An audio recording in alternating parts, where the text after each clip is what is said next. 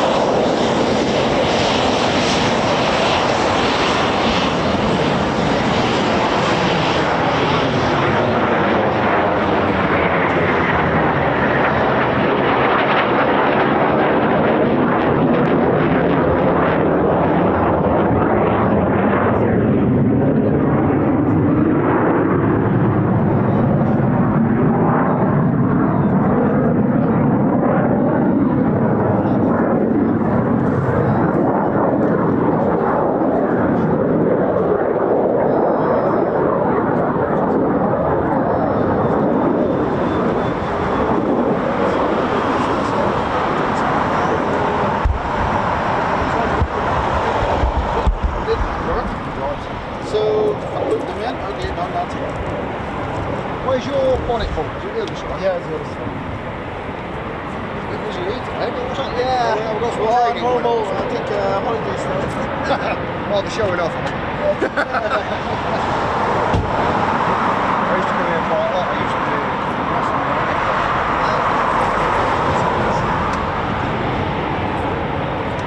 yeah, we do a lot of big ones.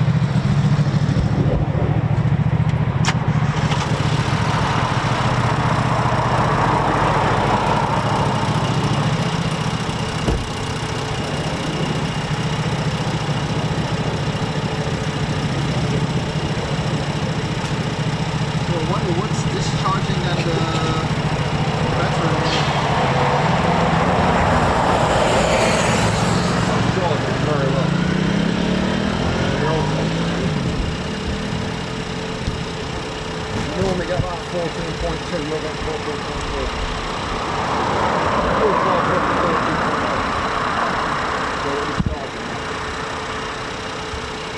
Yeah, everything was off, so it's keep finding it strange at the batteries. What's not helping? The heat. The heat is discharging the battery. Discharging, yeah, it's not damaging it, it's not cold. Yeah. And then you've got cold snap damage to something and that, so the heat is discharging. Which you've got.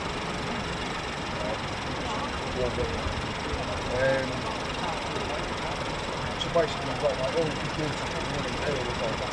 You've got your mobilised, you've got your ECU. Yeah. They never actually shut down. Okay, losing a little bit. And that's just obviously what the heat is back.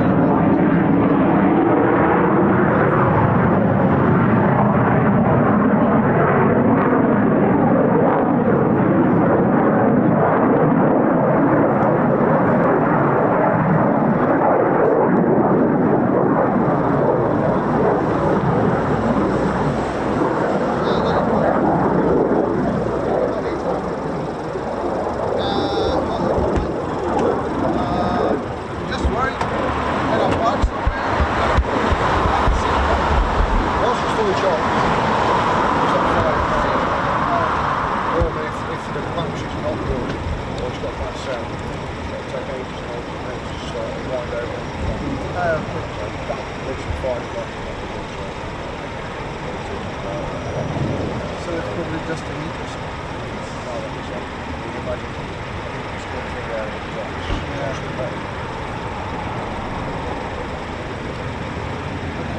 It's charging at 14.4, you don't recommend that on that belt. Okay, if it's the same, I believe it. The belt's good, I've checked the belt. The alternator's charging for 10 foot back. Yeah, okay. Yeah. Yeah, okay. Everybody's working. I'm going to shout that all day.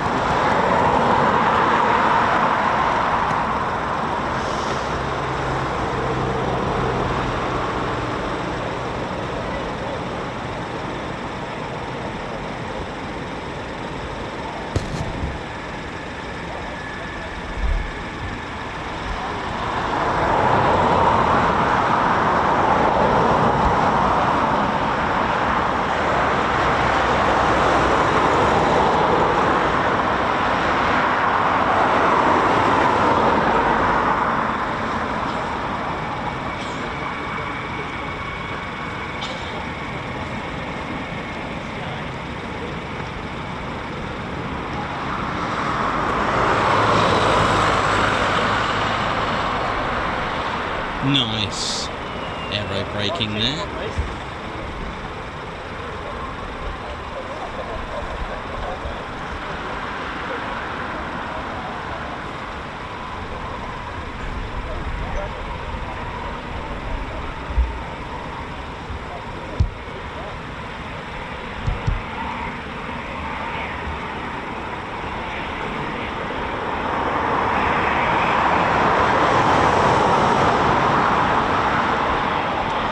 Well, welcome back to the Ted Coningsby channel. Part 2. Good or not.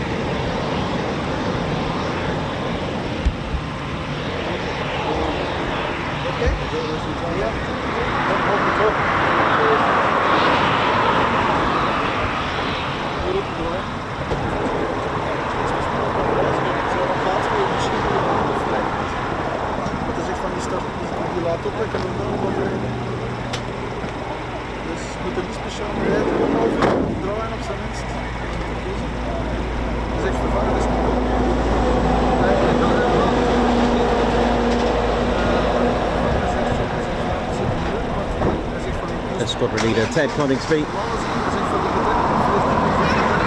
How are we doing, ladies, gents, steady bears? Welcome back to the Ted Coningsby channel. And hope we're all good and well and in the green. We're back at Ted's home, Ted HQ, RAF Coningsby.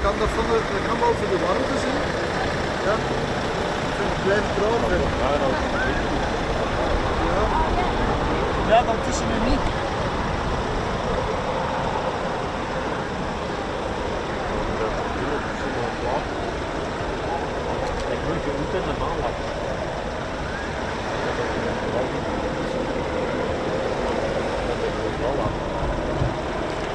Nee, maar ja, maar niet zo van een half uur zitten te laten draaien. En van dan moet ik normaal zien.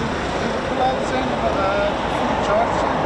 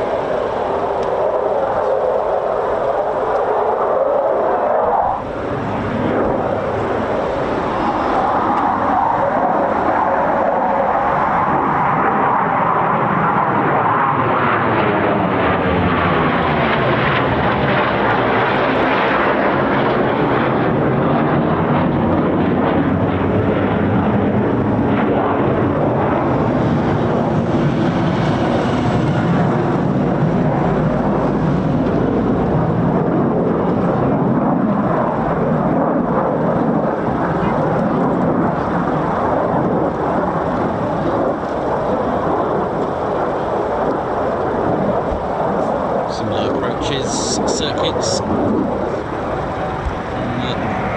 the Typhoons.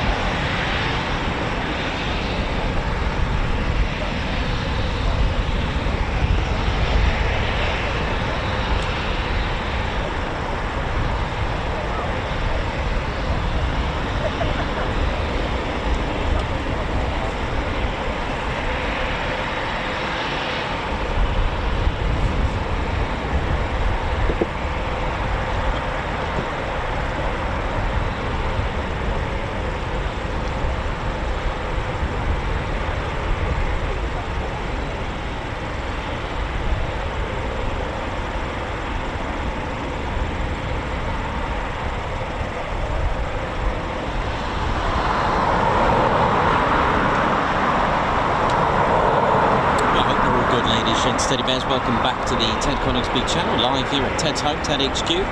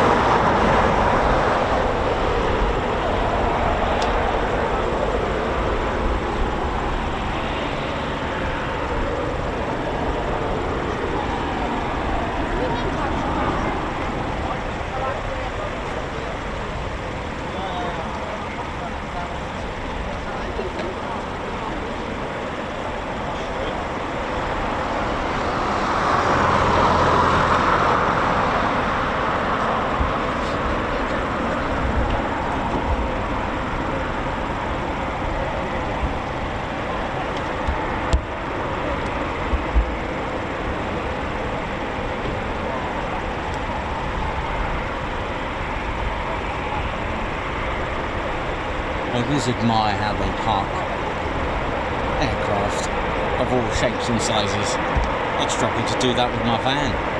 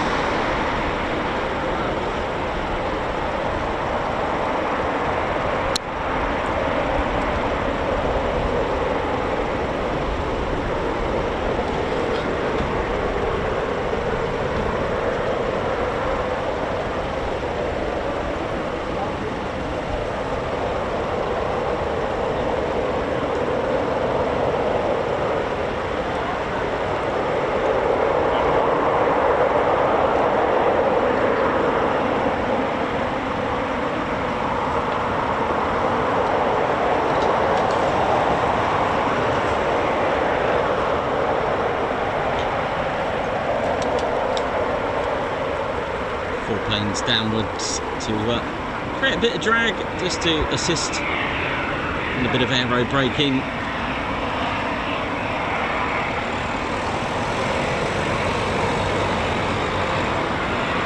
Take the stresses off the braking system, which are found on the main landing gear, not the nose, the front gear. Pretty much a lot of aircraft don't have any braking systems on them. They do steer, but don't have any brake systems on the nose gear.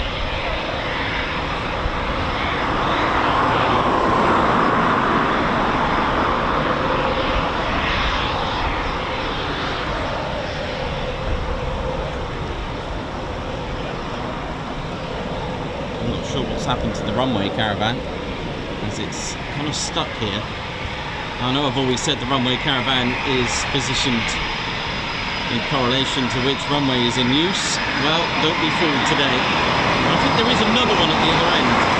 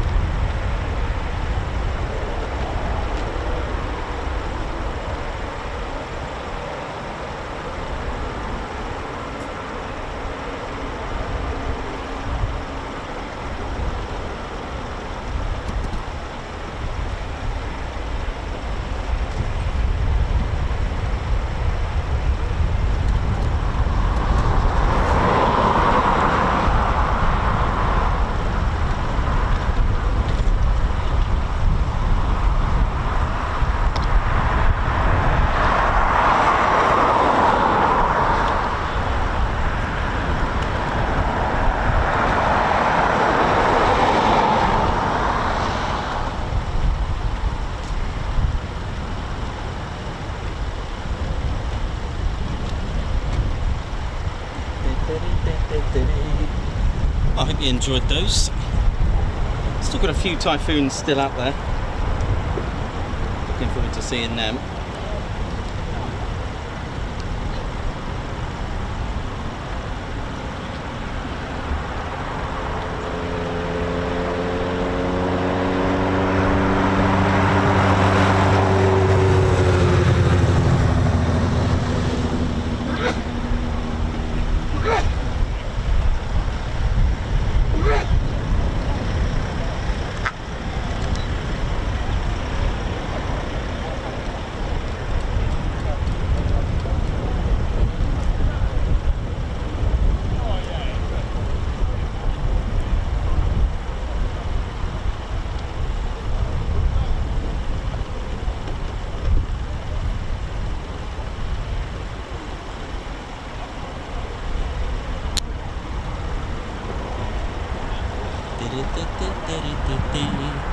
Yeah, how's it going? What's going on? My name's Grand Crew G. What's going on here? How we doing?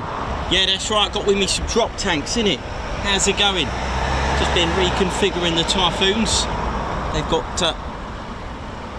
13 hard points in total, and you can actually fit 3 of these lovely drop tanks which I've got here. Here's some I made earlier. Now you're probably thinking, what's going on here? Why are they called drop tanks? What's going on? Well, basically, they allow the Typhoon, and actually on other aircraft as well, allow it to have extra additional fuel. You see, the Typhoon's got 8 internal fuel tanks, right? Which means it's got 11,000 pounds of fuel, or thereabouts. They do it in kilos over here. Typhoon's maximum kilo of fuel is 7,600. But I know some of you like to do a bit of modern money and old money. Do you know what I mean? Bit of metric, get you electric. But basically, they're like external fuel tanks. And they're called drop tanks because you can actually jettison them. Why would you want to do that? Well, the thing is, they're a bit draggy as well, don't forget, okay? There are pros and cons of having drop tanks. If you've got a drop tank, it can actually increase a bit of drag, but it can give you more range, so you're going to have to take the better of the two. Do you know what I mean? Drop tanks, basically, why you want to drop them? Well, if you are engaging in, you know, the aerial combat, you're going to need to drop them. You're going to need to do that to be a little bit more manoeuvrable. That's the way it is. In emergencies, if you've just taken off and you need to really get rid of your fuel, so known as fuel dumping, if you ain't got time, you can release. You got to be careful though where you drop these. You won't want one of these on your head, get a bit of a headache. I mean, they range from about £1,000 to about £18,000 of fuel in each one. It depends really on the size of them. You're talking about £5,600, about £1,800 in a Typhoon each drop tank. All right, gives you a bit more range. I mean, let me have a look at this. They've been doing this since World War II. Let's have a look at the P-47. You see, here's the one I made earlier, son. I've got myself a P-47 Thunderbolt, Nikos's favourite. There you can see the range. Now, they used to make these back in the days when they were running out and needed the steel. They needed metal. They needed metal to make planes and engines and that kind of thing in World War II. So some smart person come up with the idea of making these out of paper mache, known as basically compressed paper. I believe a place, I think at Duxford, they were making the... There you go, there goes the drop tank. That's how you do it, do you know what I mean? That's what they're for. Someone made these out of paper mache, which was basically compressed paper. Now the problem is, if you didn't jettison these, right, and you're involved in aerial combat, and you get shot here, well, you're going to have a bit of hairstyle like Nikos, do you know what I mean? So you've got to make sure in aerial combat you release them, so it makes you more manoeuvrable. Do you know what I mean? So there we go, that's how we do it. What is going on here? Hey, what are you doing around here? What you got on the back of you there? Well, I heard you talk about drop tanks, right? Gives you more range. Look at this. It's my chuck and drop. You what, son? My chuck drop. You drop... What? I'm confused. Yeah, look that. Look, you see that? You can drop the chuck in any way you want. Gives you more range, more protein. It keeps you going. My name's RAF Registered. How we doing around there now? That's a little bit different, but I've not seen that. Have you ever thought about a backpack? Yeah, I know, but backpack, there's more drag in it. Whereas this, chucking straight on your back when you don't, you know... When you need it, you drop it, eat it, chuck it, more protein, just like that on the go. Saves you opening the bag and all that there and all. Well, that's genius, mate. I love that. Yeah, well, you know, I might have to try that with my sweets, my sweet drop. You know what I mean? Right, I'm off to the sweet shop, actually. Do you want anything? Yeah, get me some more chucking. Not sure they do chucking at the old sweet shop, but I can sort that out. Look at this, a drop chuck. Look at that. Goodness me, I don't know what's more lunatics. Never mind. Right, mine, how you go.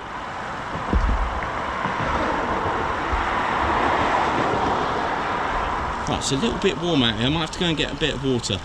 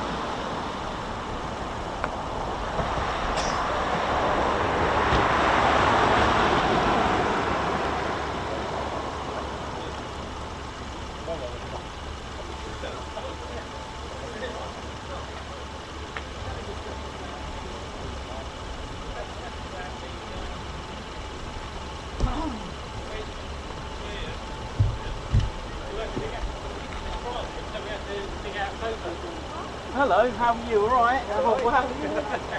You okay? Yeah, that's cool, isn't it? I think. Yeah, good, thank you. Yeah, very well. You alright? Yeah, you too. You okay? Yeah, So we got here? Just a bit there. You're off, brother.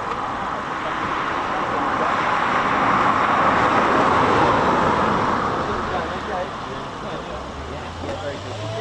More than I thought it would be today, so yeah.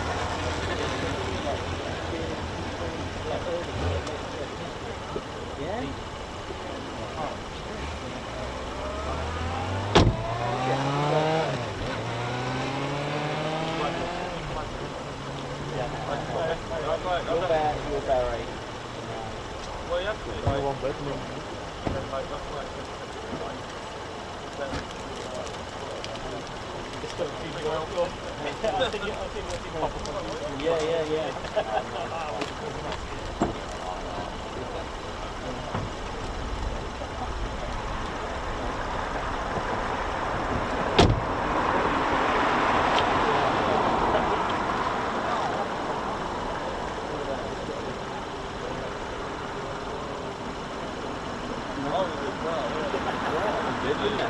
Yeah. Yeah, the haversack, didn't it? Nice one.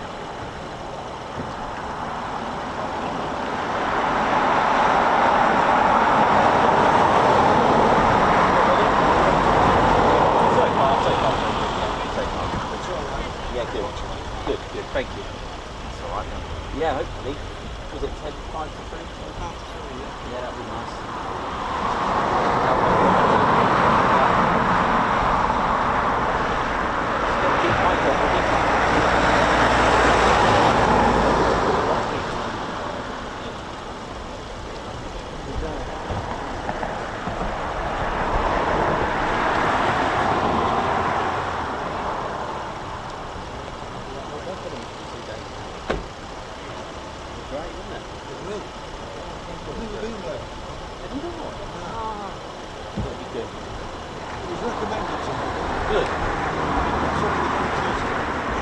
Very nice. Very good. Cool. Right, let's... Still can't believe Kimberly's going to jump out of I know, Kimberly will be jumping out of a plane. I know, it's not... Each to their own, and I think it's a very brave thing to do. I'll be filming it. Yeah. So that'll be good. I have donated twice. Yeah, oh, nice one. Thank you very much. Yeah. Oh, no. So you made another one. Ah. That's cool. Right, guards march time. Hello ladies, gents and teddy bears, hope we're all good. So a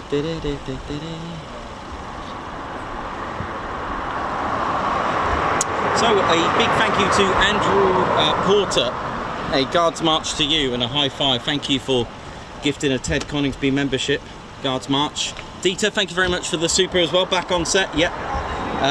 Bobby, Oii TCS, Oii to you, thanks a lot Bobby, guards march. And Scorcher, thank you very much for being a member of the Fighter Squadron with 35 months membership, thank you very much. Margot, thank you very much for the super chat, Oii to you, and who's put our Royal Air Force love stars, oh bless your heart. We've got Pat Galloway with 29 months membership, thank you very much, part of our Posh Officers Club. Here's the 29 months of Posh Officers Club and being part of an awesome channel.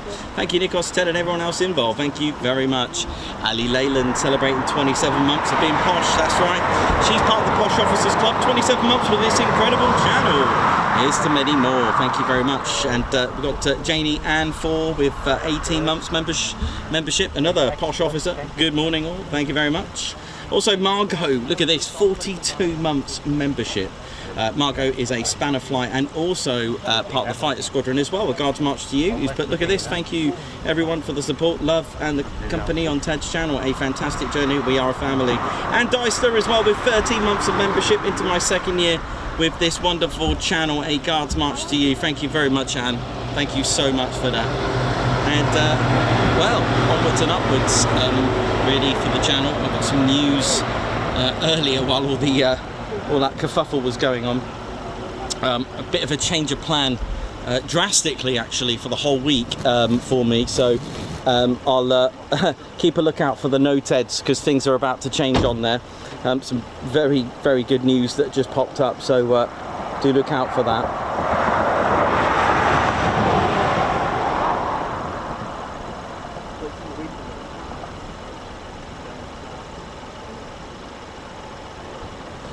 And from today as well, earlier from the part 1 guards marches, I've managed to retrieve them. Thanks a lot Spanners for that. These are some of them, not all of them, I'll do them in a minute.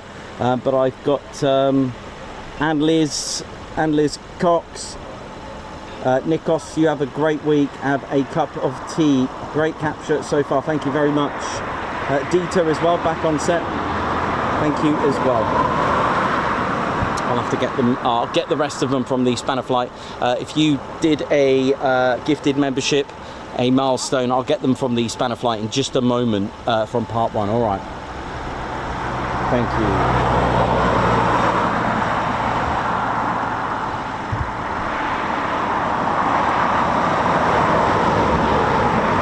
So should have probably about 3, I think there's still about 3, maybe 3 or 4 Typhoons still out, so we'll keep an eye out for them.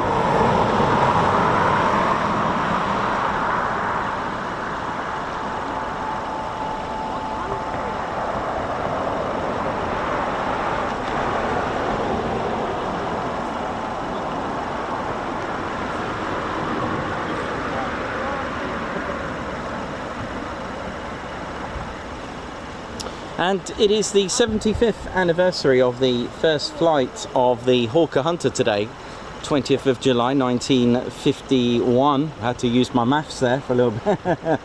And we're hoping a possible fly past today here at Coningsby from 2 of the Hawker Hunters from the Hawker Hunter Aviation, which are stationed now at RAF Leeming. They used to be at Scampton, and I think it's Duke is the call sign for these, so do keep a lookout for that. Right, I think I'm going to go and get a cup of tea. Be right back.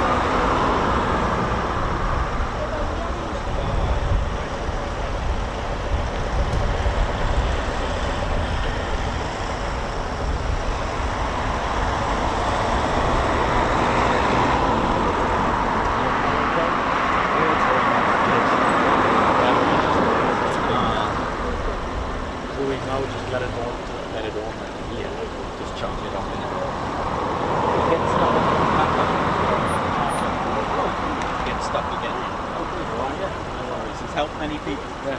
Thank you. Okay, no problem.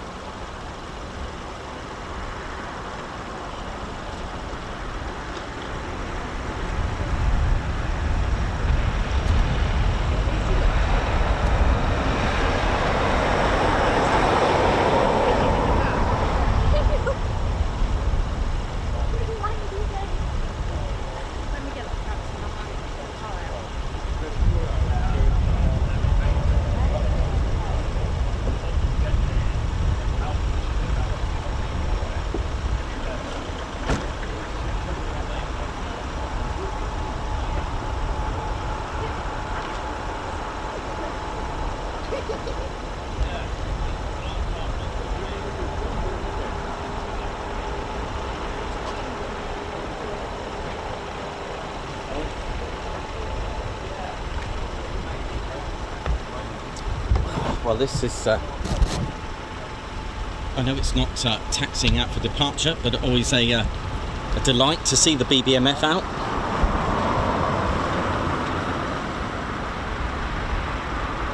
Oh, and it has to be this one, beautiful tribute.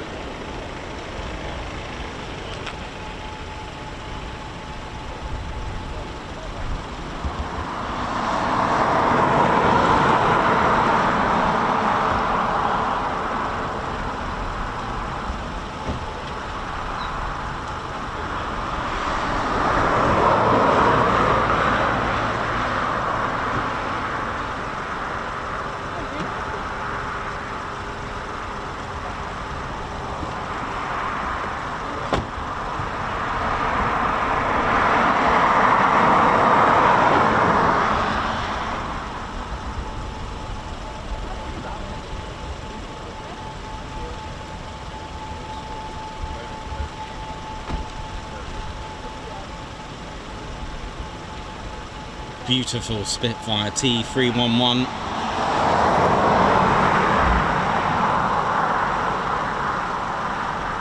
A tribute to the late Mark Long. This was, I believe, his favourite of the BBMF collection.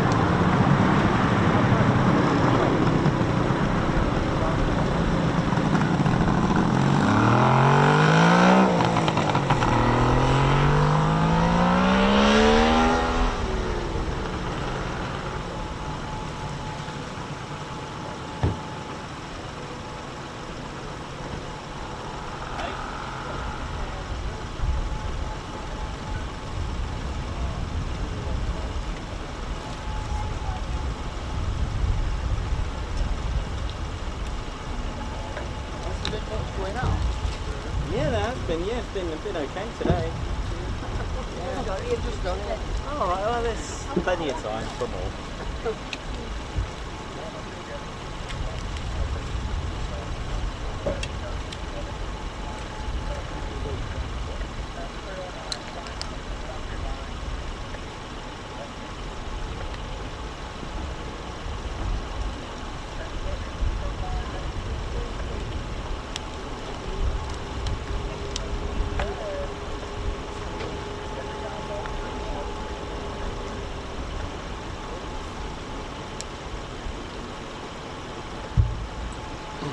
How we doing, ladies, gents and teddy bears? Hope we're all good and well.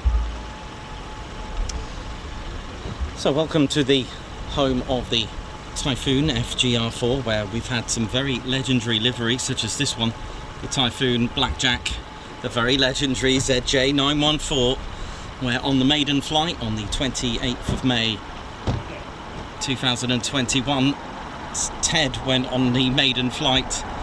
And it's a beautiful, beautiful livery, isn't it? It's one of a kind, and it lasted I'm pretty sure it lasted. It did 3 seasons, you know.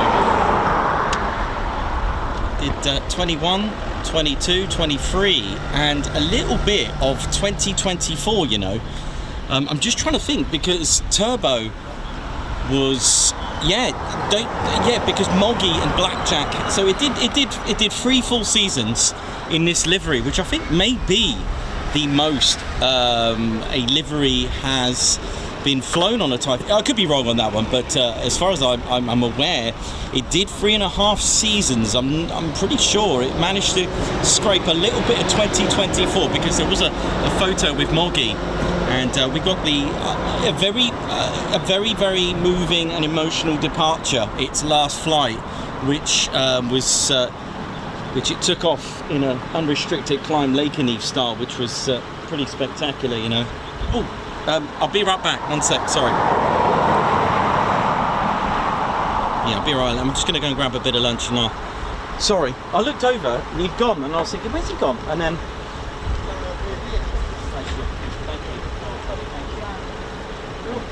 Thank you very much.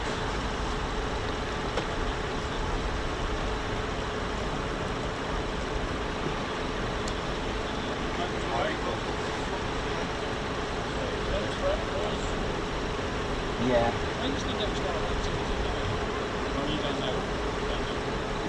No one does. Only they do.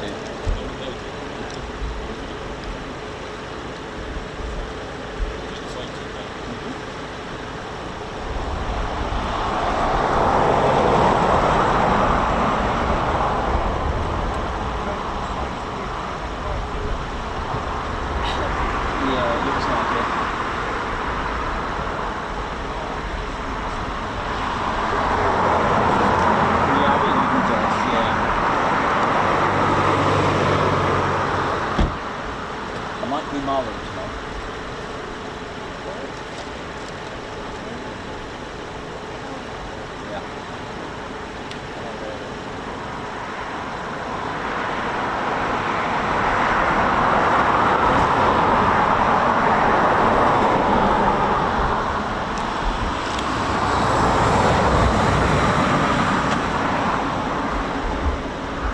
I'm just going to have a spot of lunch. I'll be right back.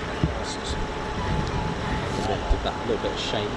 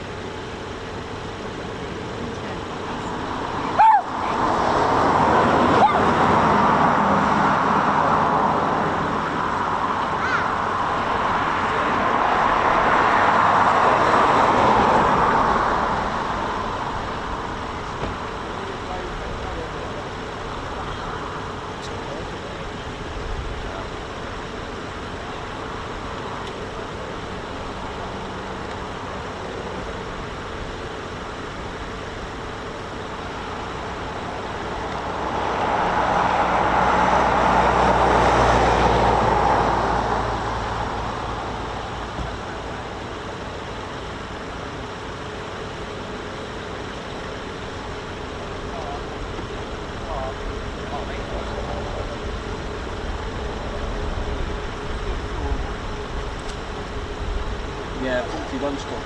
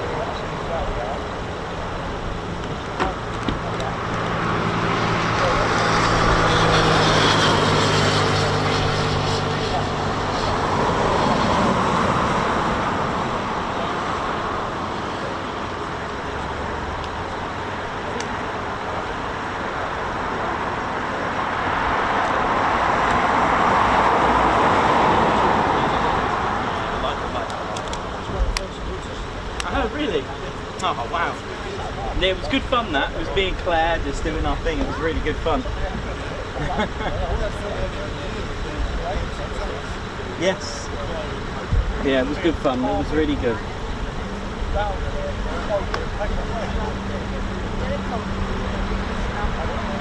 How we doing, ladies, gents, and teddy bears? Welcome to the show. Yes, sorry about that. I just needed a quick break. A bit of food there.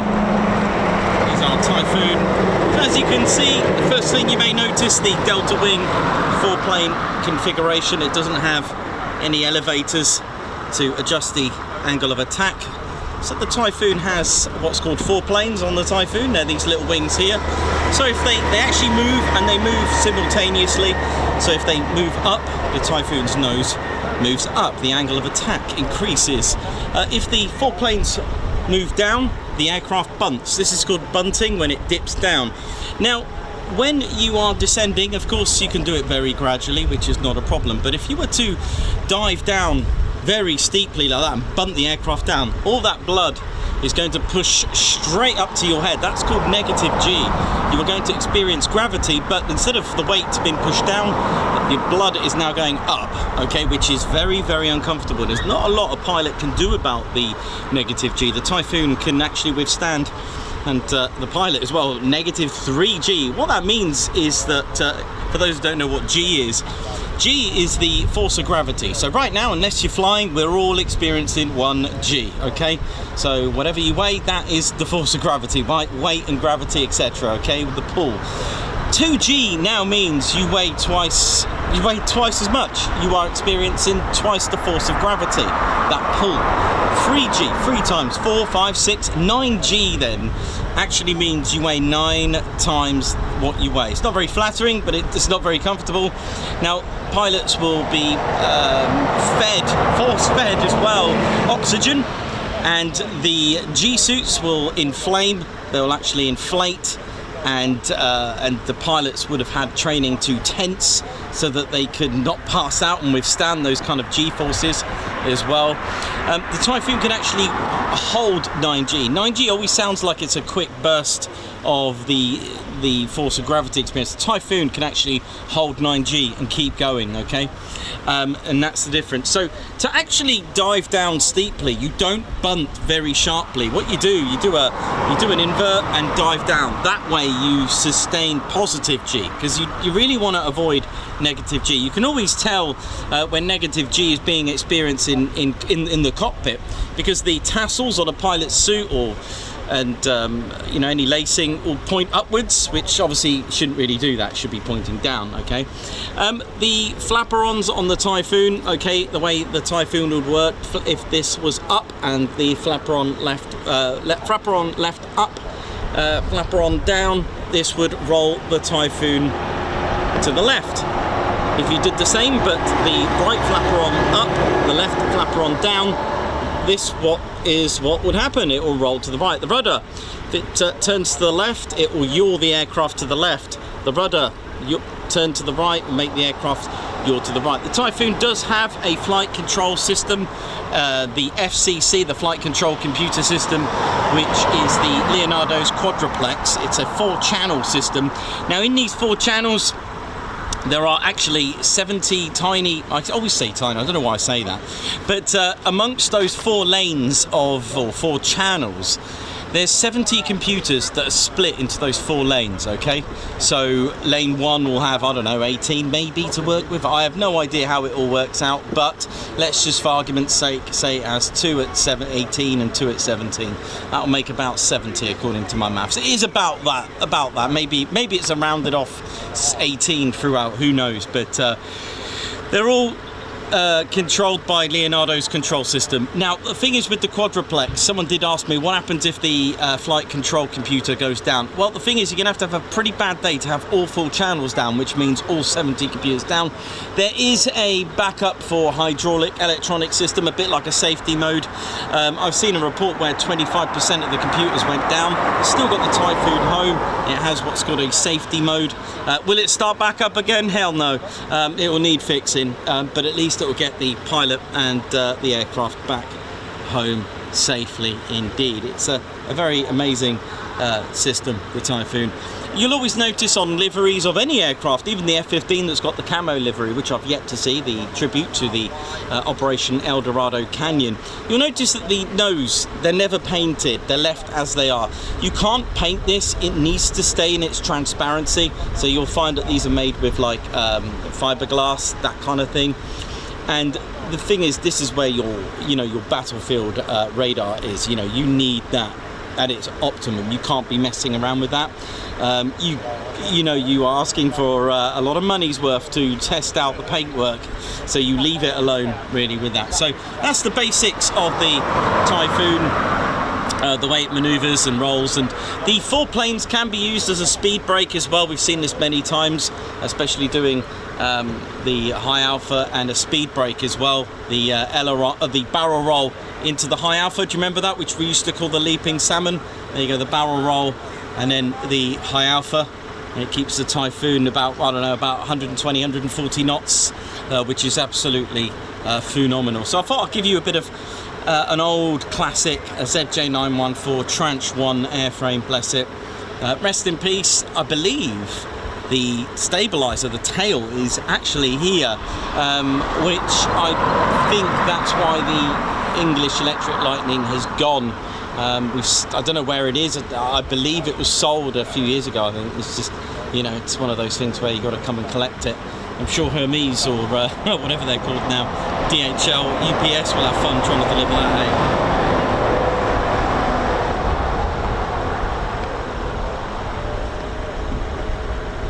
We've still got Typhoons still out currently at the moment, but that's kind of traditionally our first wave done.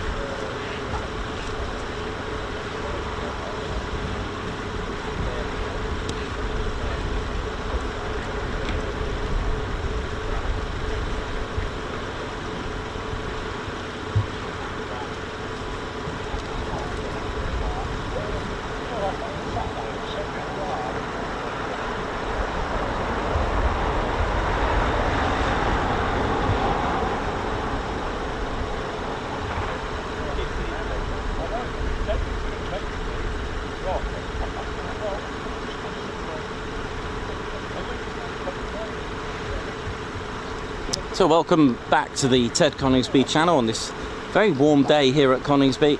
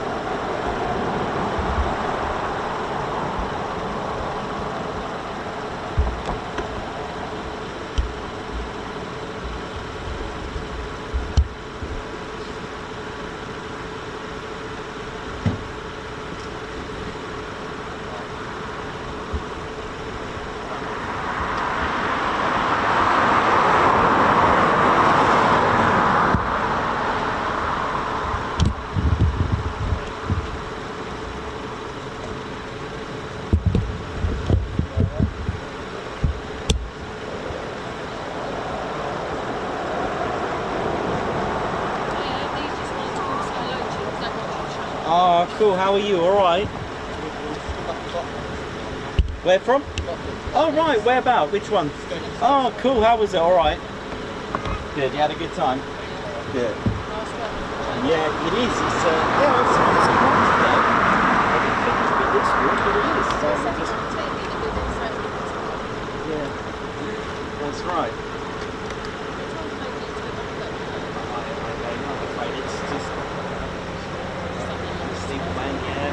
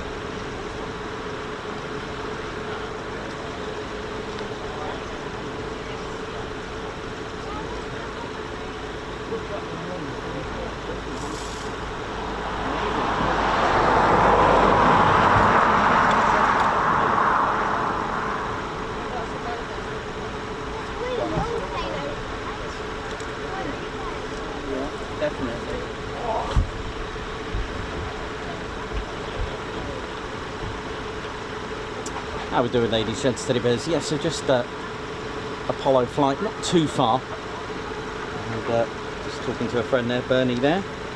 Works out about 7 miles a minute when you're going around 420 knots. Which, yeah, it's a bit quicker than our vans.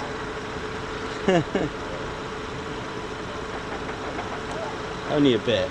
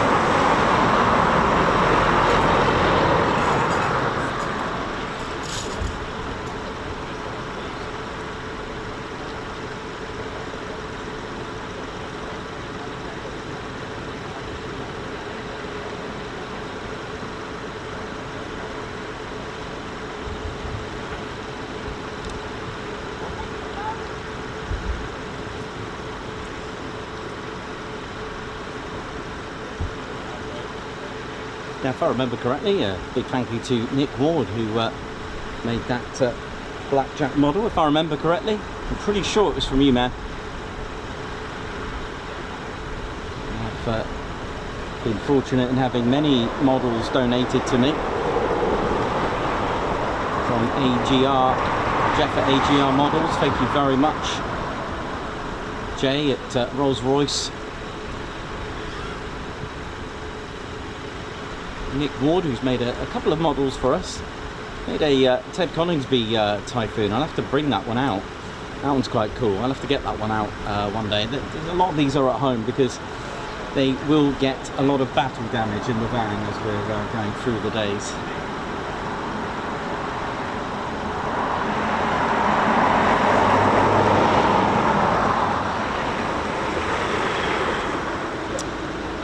Also, goodness me, I do apologise, the name has lost me. The young lad who donated the Hurricane and the Spitfire, I'm just trying to think of the name.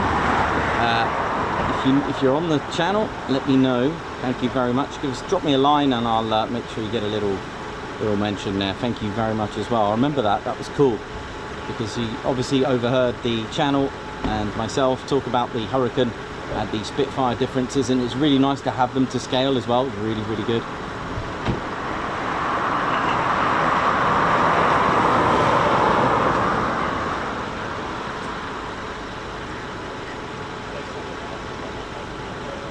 Also JDS Aviation Adventures as well.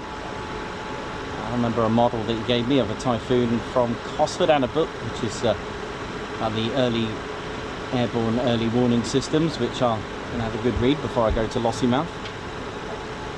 So everyone helping out the channel, chipping in and donating various items to be used to bring some interesting information and education, or as we say, education. So you can see here the nose of the Typhoon, a different colour. You can also see just the tip of the tail. Again, same colour. Anything with that sort of grey means you're going to have fiberglass, something transparent, because on the tip of the tail you've got the UHF, VHF antenna. You've got obviously the radome that's protected. You've got the Captor, the new Captor E coming soon. Maybe this has it, maybe it doesn't, who knows, but they are getting the upgrades to the major ASA, the active electronically scanned array. Beautiful. Started off with a ECR 90 developed with Marconi, and then the Captor M, which was a manual, and then of course you've got the Captor E Mark 1 and 2. I think it's Mark 2 now, isn't it? you know, at the end of the day, technology changes. It takes a long time to produce an aircraft, many years, you know, and you've got to remember that after so many years, you could say that, wow, there's going to be new technology by the time it comes out, and that is true. And many fighters don't really know what they're going to, are they going to be effective, are they going to have teething issues? You just really don't know what the outcome would be in its performance, but one thing for sure, the Typhoon has proven itself and still does to today. It's certainly, you know, certainly an aircraft that's proven itself. Many people don't know that it's still used today. It has been used out there right now. There's op shader. That's people do forget that. The F-35, you know, the F-35B is also involved in that.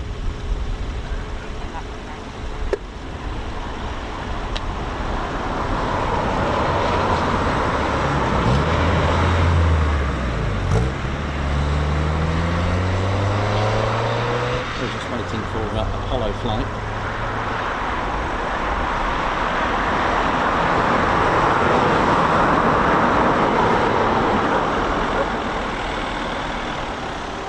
Which are not too far away at the moment, about south of Spalding, just to the east of Crowland.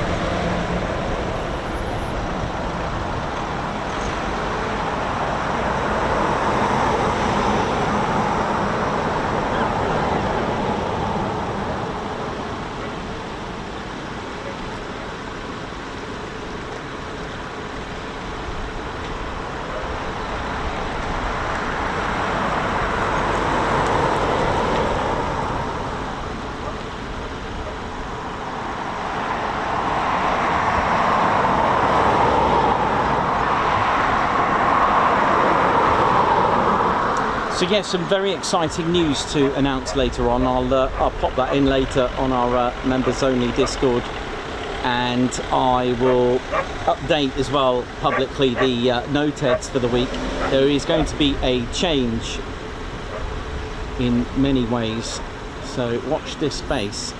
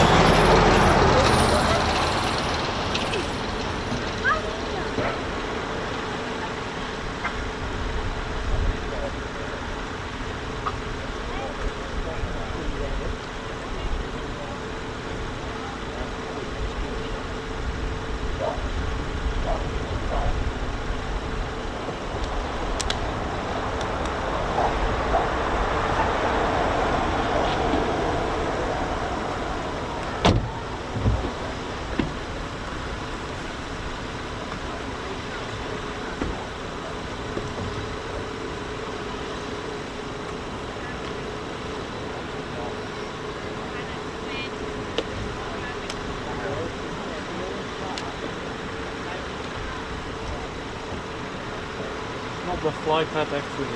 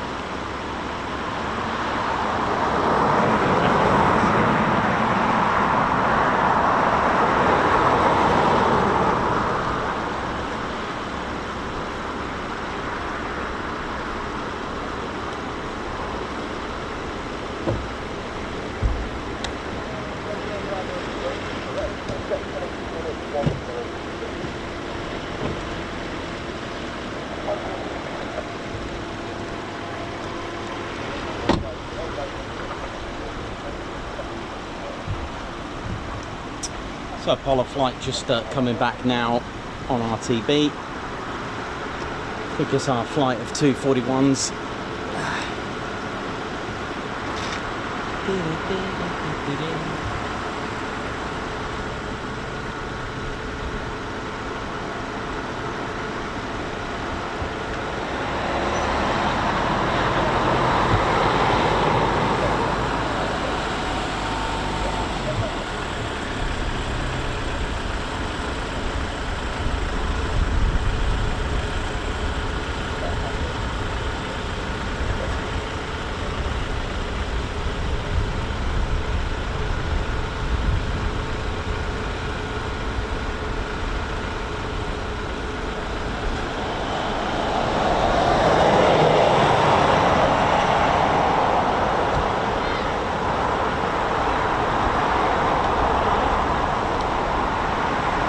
Apollo flight not far now. Just checking in with tower.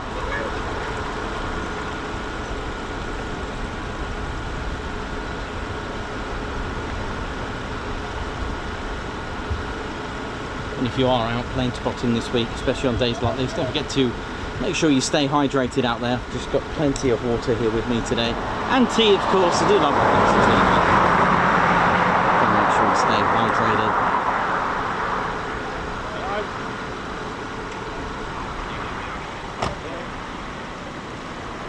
Just waiting for Apollo.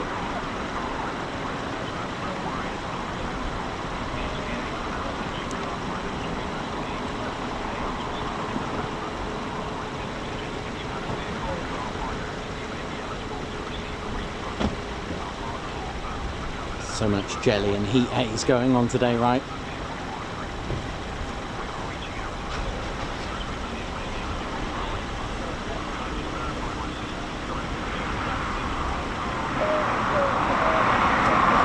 Yeah, I don't think there's a... I can't see one, but the runway caravan is stuck here at the moment. Unless this is it, over here. No. Yeah, so don't be fooled, the runway is runway 25 in use, not 07.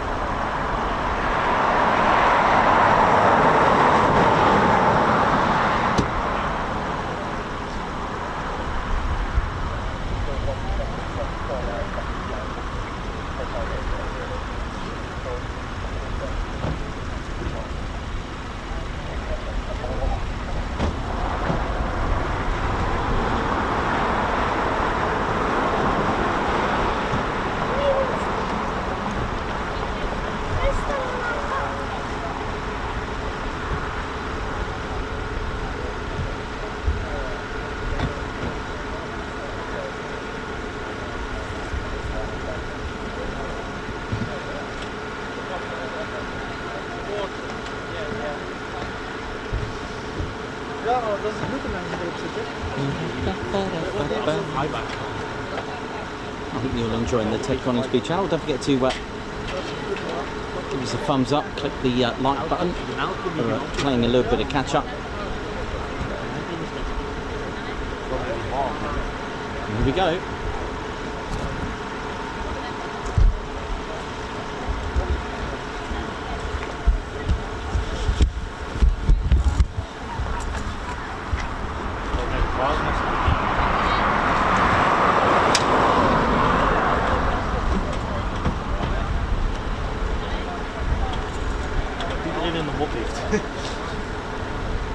Okay, go.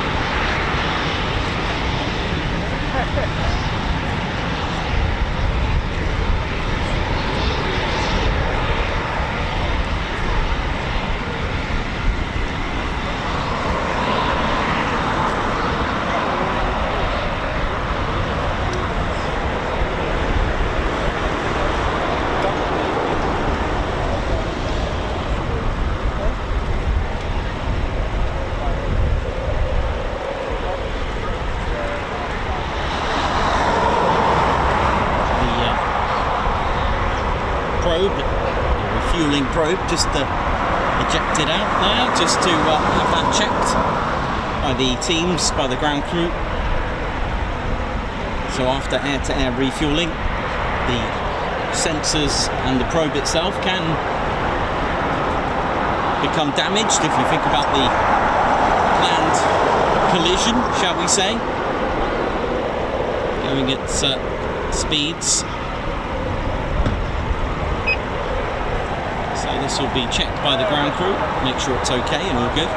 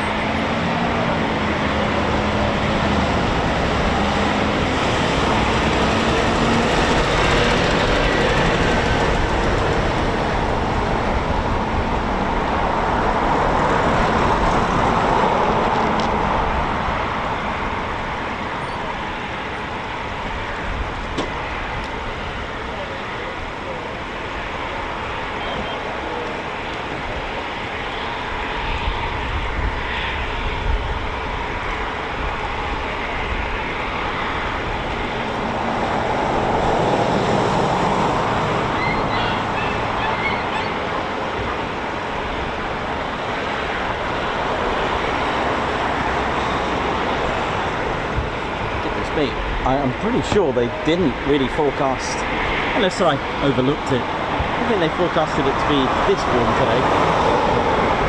With the chill of the winds, took it down a little bit.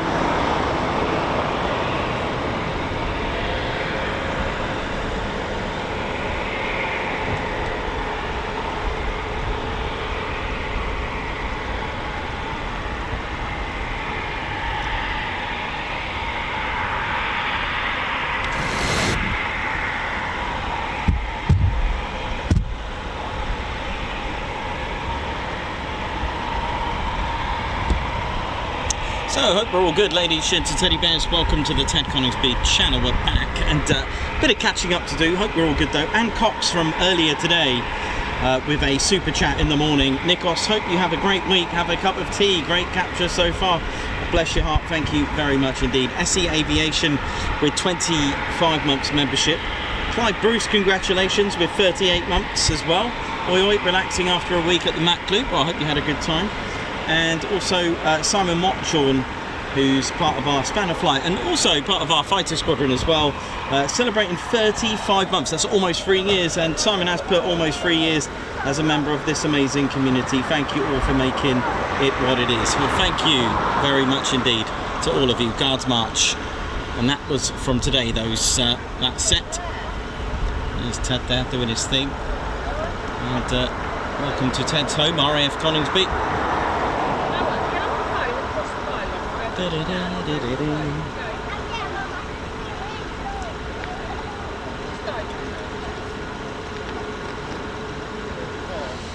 It's certainly been a good day, so be it split into 2 parts today, but hope we're all good and feeling well. Welcome to the show, everyone. Hope you're well.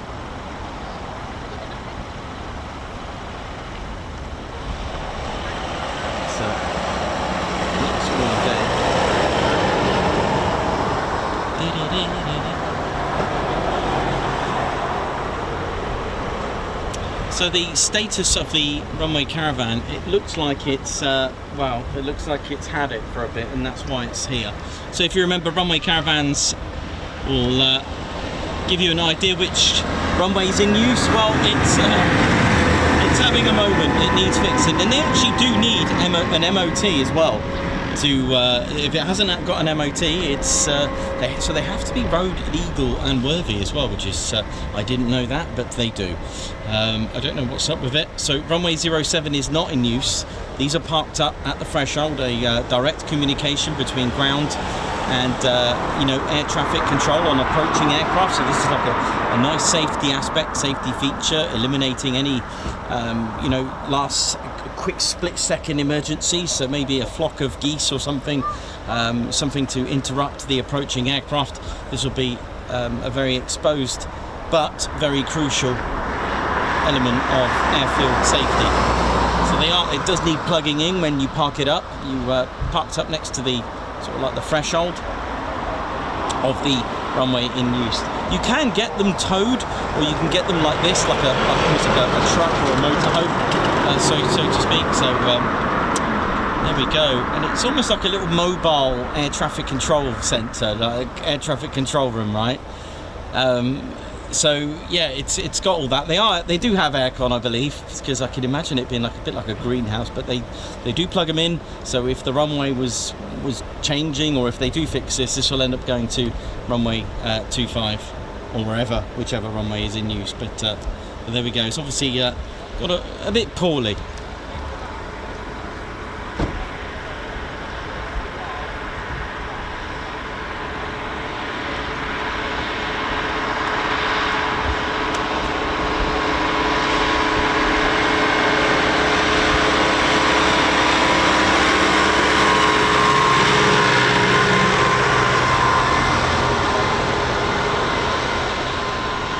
Yeah, so I do have some exciting news.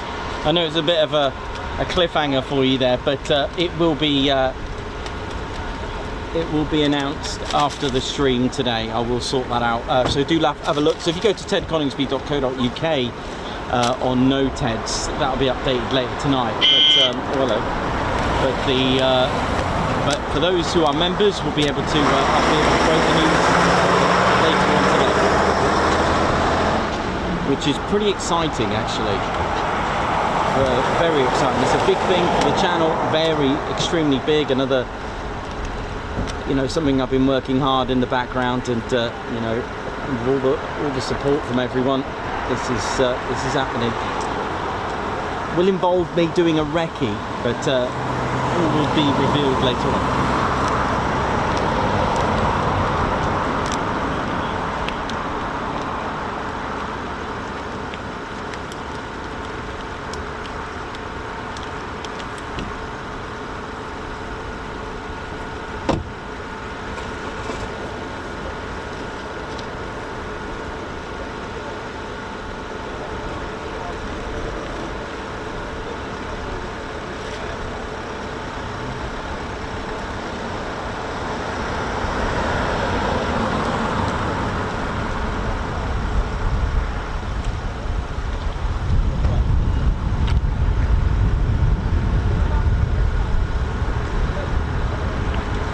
Godzilla, how you doing? 15 wing, oi to you, Simon Watch on, Alex Blackcap, Davey, Big Al 2020, Lynx, Rainbird, Margot Baxter, Blocks, what up, Peter Fair, Andrew Porter.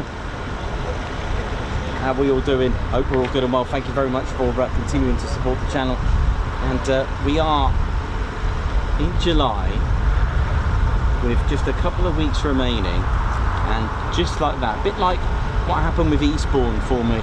If you remember on the Friday last year, or was it the Thursday? Sorry, Thursday I think it was. Thursday I said to everyone that I wasn't going to be able to do Eastbourne, and then just like that, with a very good, with the help of one of our own Spanner Flight, who made the call next minute after announcing to everyone on the streams that I was not doing Eastbourne. Our very own Spanner Flight member Margot, she got into contact with a manager. She pulled the strings and made the things, and next minute I'm on the phone to a manager of a hotel, and then the next minute, Claire, pack your bags, we're going to Eastbourne. However, when we got to Eastbourne, everything, as you can imagine, there was no accommodation, so we managed to find somewhere, and I would love to have stayed there again, but nothing, it would be, for a logistics wise, would be better than actually staying at the hotel we're streaming from. So yeah, it's kind of yeah, this is a major thing. Like I said, it's absolutely like major, it really is. I'm looking forward to where this channel is going to end up going at this rate. I know I'm really sorry for the cliffhanger, but I just need to do it.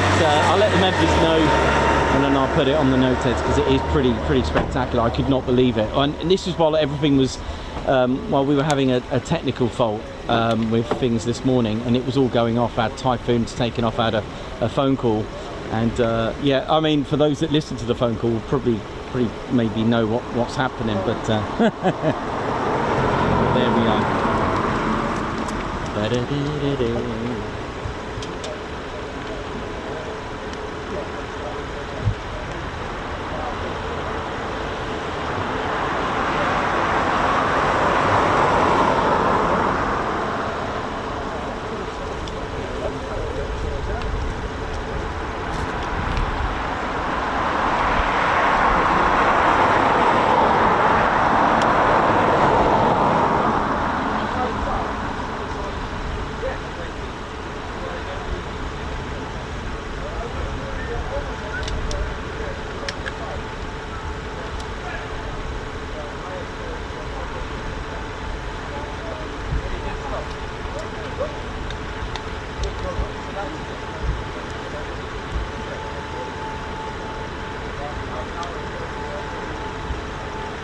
Welcome to the show, ladies, gents, teddy bears. Welcome to RAF Coningsby. Really exciting to be here as always. Ted's home, Ted HQ, where it all began.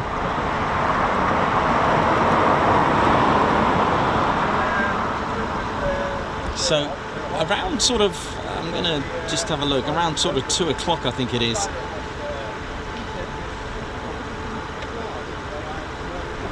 Sorry, 5:02. I'm just gonna have a look now. Gonna have a look at the times for Duke.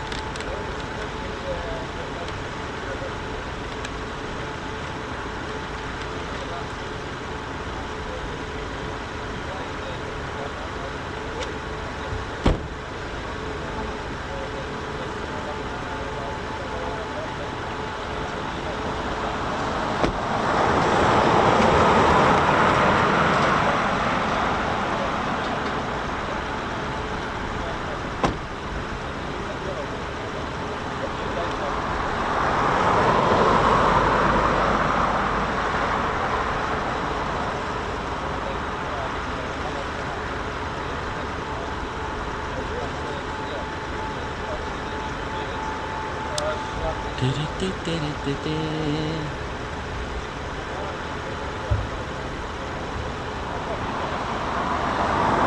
hopefully we get our next wave of departures.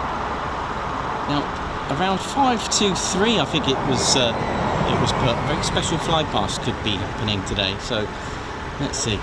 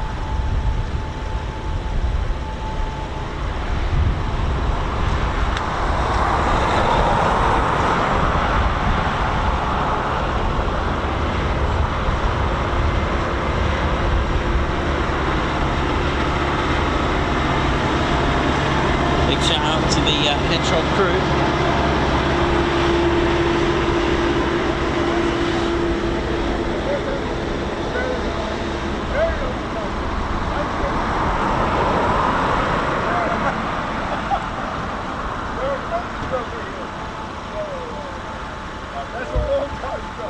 Sorry, I'm old enough.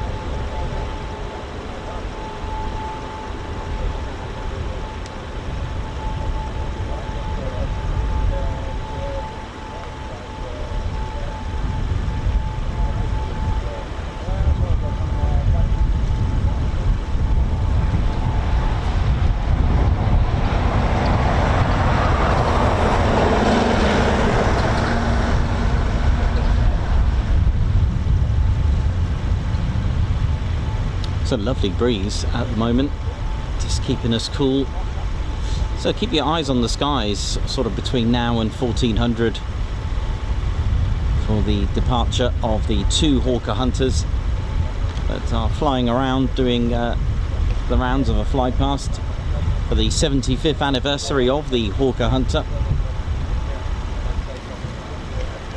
And one of the fly past routes is through here.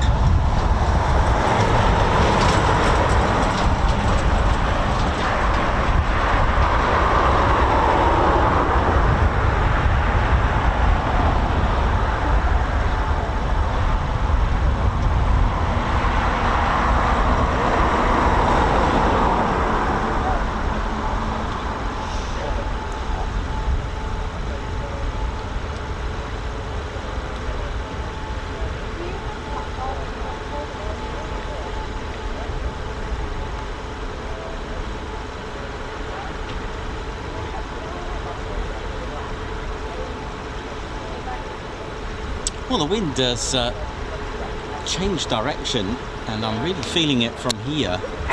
So I'm wondering if they are going to change the runway. It is looking like a runway 07 at the moment. So maybe it is going to be 07. That'd be quite cool, wouldn't it?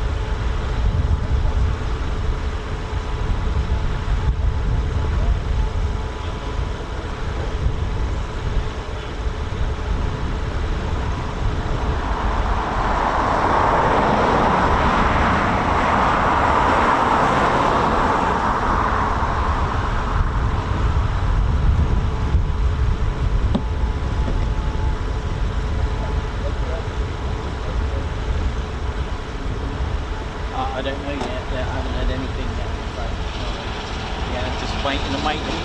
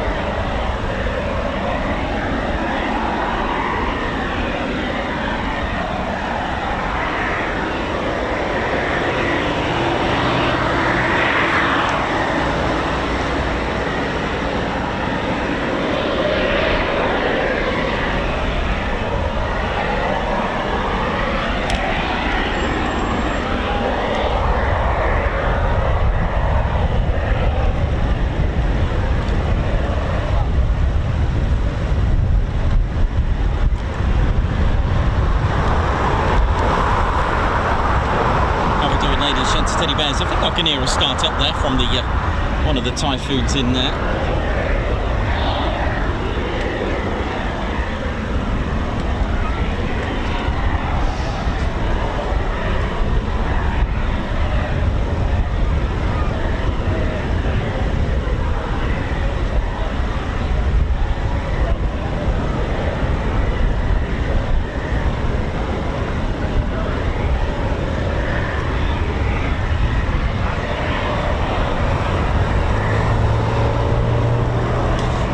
Good, ladies, gents, and teddy bears, welcome to the show.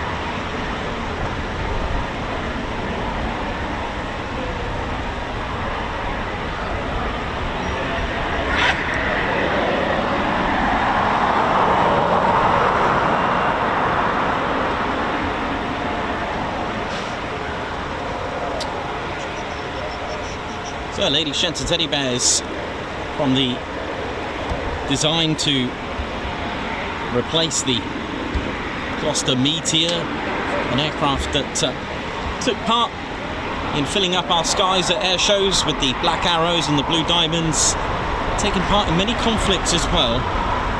It is indeed the anniversary, the 75th anniversary of the Hawker Hunter, and I know a lot of you will have this as probably one of your favourites. It is an aircraft that is jet powered, developed by Hawker Aircraft for the Royal Air Force during the late 40s. It is celebrating its 75th anniversary today, the 20th of July. There were other users as well as the Royal Air Force, the Indian Air Force, Swedish Air Force and the Swiss Air Force as well. It was introduced in 1954 in its service for the interceptor role, which succeeded as being the sort of first generation of jet fighters. It was set to replace the Venom, the Gloucester Javelin as well, and the Havilland Venom. But the Gloucester Javelin did actually fill the role of becoming like an all-weather night fighter role that was filled by there. But you also had the Black Arrows display team, which were famous for breaking the loop record of 22 of these, 22 Hunters. And then later the Blue Diamonds, who had this in a formation of 16 aircraft. But it was quite widely exported. I think in a total of 21 overseas air forces. The Hunter saw combat in a range of conflicts, as well as the Suez Crisis, the Aden Emergency, the Sino-Indian War, the Indo-Pakistani War of 65, the Rhodesian Bush War, the Second Congo War, the Six-Day War, War of Attrition. It's been involved in quite a lot. Overall, there was about 1,972 Hunters that were manufactured by the Hawker Aircraft, and its successor, Hawker Siddeley, as well, has been produced under license overseas as well. It was in late 1945, as the Second World War came to a close. The Attlee government came to power in Britain, and the new government's initial stance on defence was literally to procure a new aircraft. Sounds good, that, doesn't it?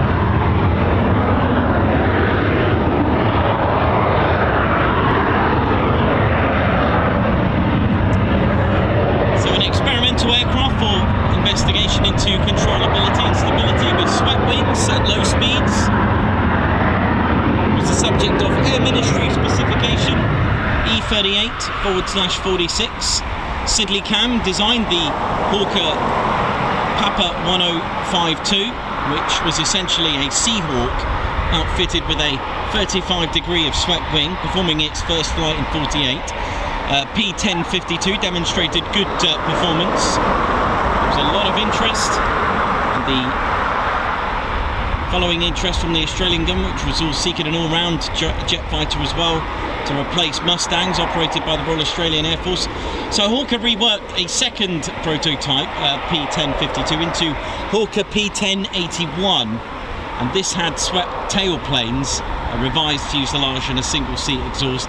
On the 19th of June 1950, P1081 conducted its maiden flight, which I believe actually was today, 20th of 20th then. So it's amazing. And then 20th of July 1951, P1067 made its maiden flight, flown by Neville Duke from the RAF Boscombe Down, hence the call sign Duke, powered by a single 6,500 pound Avon 103 engine. The second prototype, which was fitted with a production standard avionics armament and a 7,500 pound of thrust Avon 107 turbojet. First flew that one in on the 5th of May 1952. There were quite a few variants, some that could take rockets and drop tanks and armament. Length 45 feet and 10.5 inches, that's 13.983 metres. Wingspan 33 feet and 8 inches, that's 10.26 metres. Empty weight 14,122 pounds. The F6 was powered by an Avon 207 engine, which produced a whopping 10,145 pounds of thrust, had a max speed of 623 miles per hour, that's Mach 0.94. Did have 4 of the 30mm Aden cannons in a removable gun pack, 4 underwing hardpoints, 7 hardpoints on the Singaporean FGA. Could take rockets, SNEB 68mm rockets or 32 Hispano Sura R80 80mm rockets. Could take 4 M9 sidewinders, 4 AGM 65 Maverick bombs and drop tanks. There were quite a few different variants of the Hunter. So some of those specifications are really related to the F6.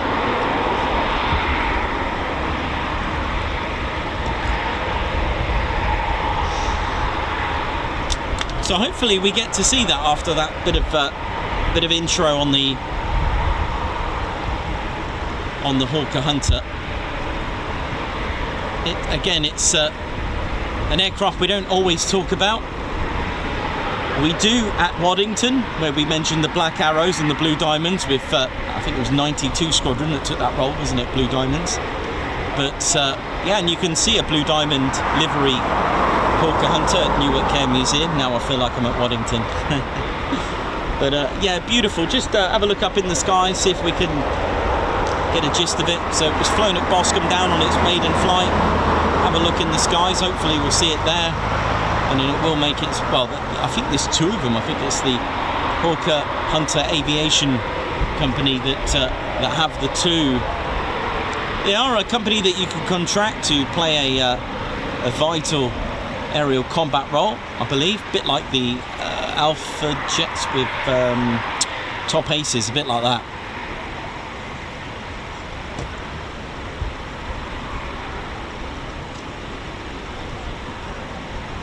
Right, 1, 2, is that 2 canopies up?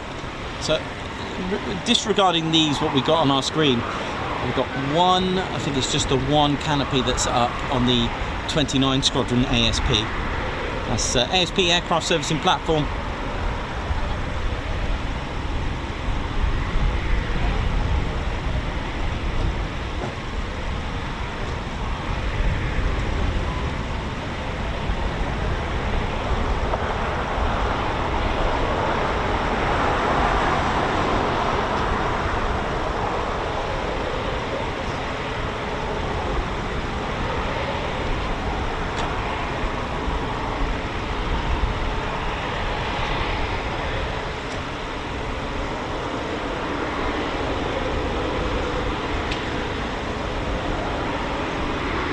Yeah, all right.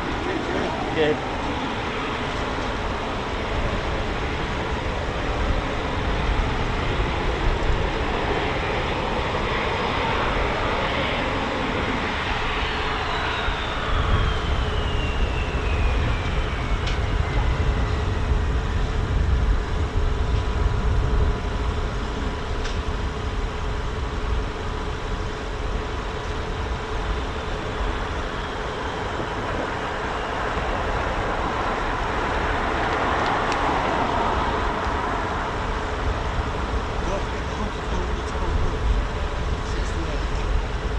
There is that. I did think that.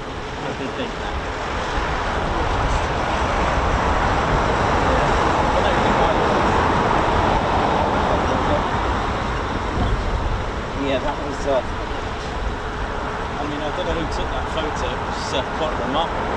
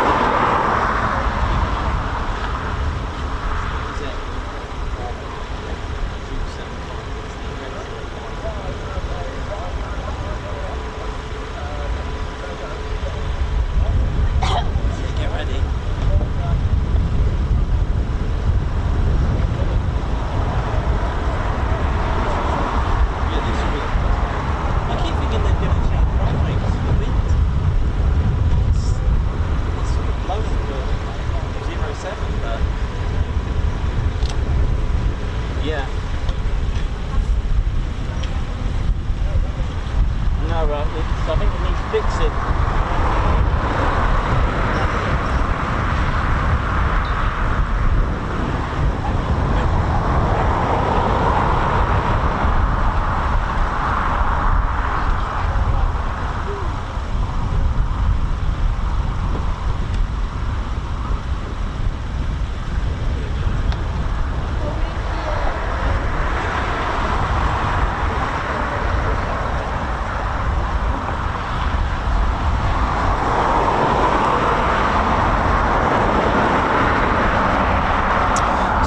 Duke 75 is airborne currently at the moment.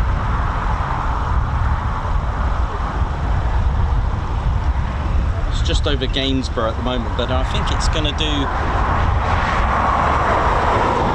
a few places first.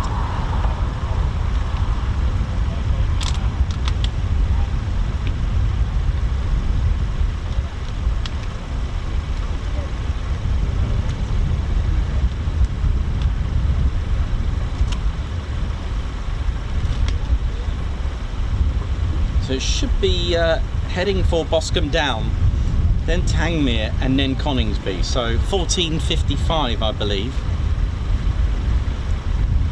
So it looks like it's on time. So it's going to be heading for Boscombe Down first of all.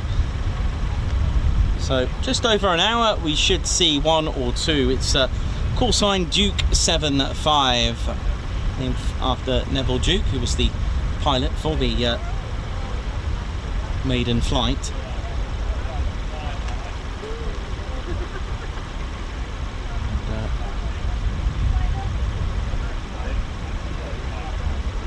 I'm not sure if it's just the one or the two, but we'll see.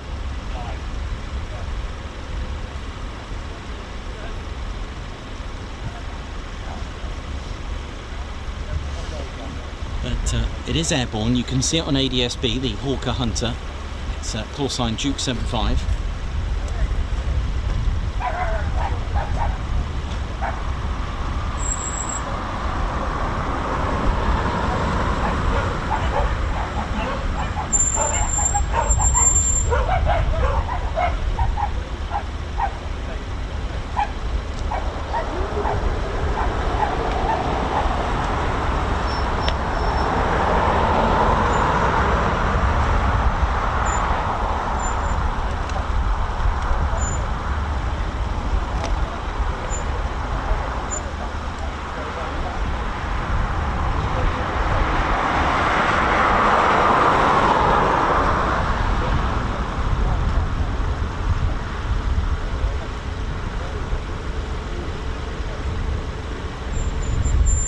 So we do have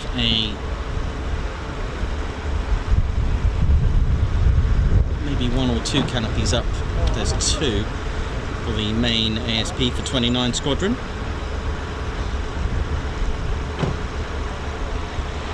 Ground crew just doing their thing, getting them prepped. Not sure which runway I prefer for the Hawker fly past, if it is going to change runway. I'm not really sure yet. The wind is blowing, you know, for 07, but hey, they know best.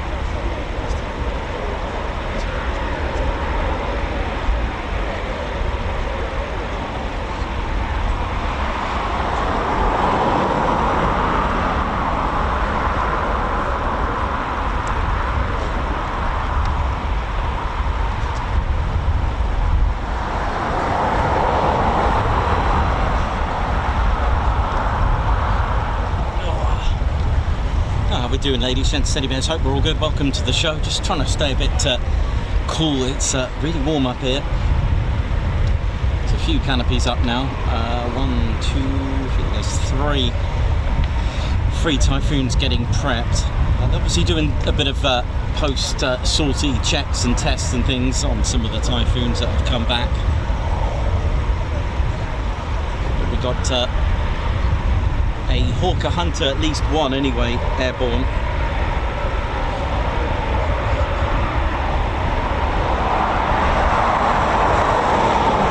So it should be with us in about an hour or so.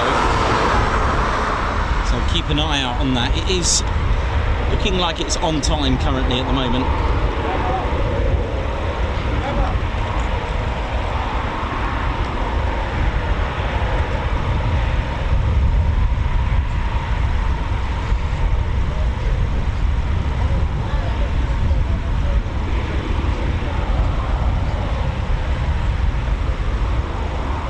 Hey, alright, now, look what I picked up down the sweet shop. Typhoon on a stick, innit? Look at this.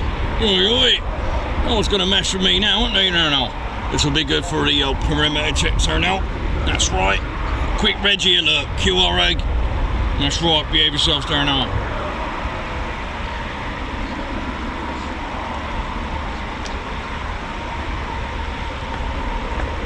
So welcome to RAF Coningsby, a station that was built all the way on the 4th of November 1940 to serve for Bomber Command, a main station.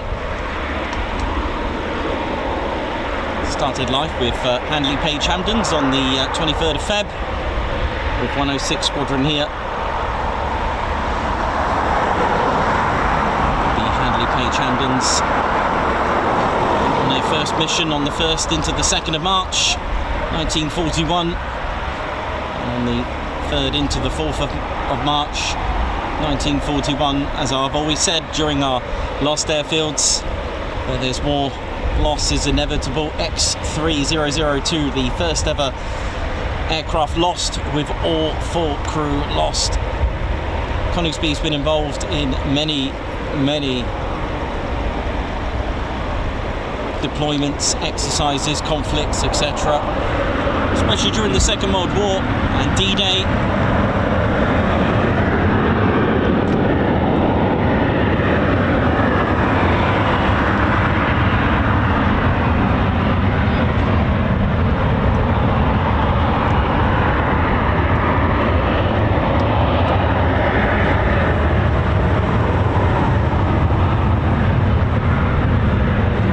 Some lovely sounds going on over there, isn't there? Beautiful. So 97 Squadron joined 106 here during the Second World War.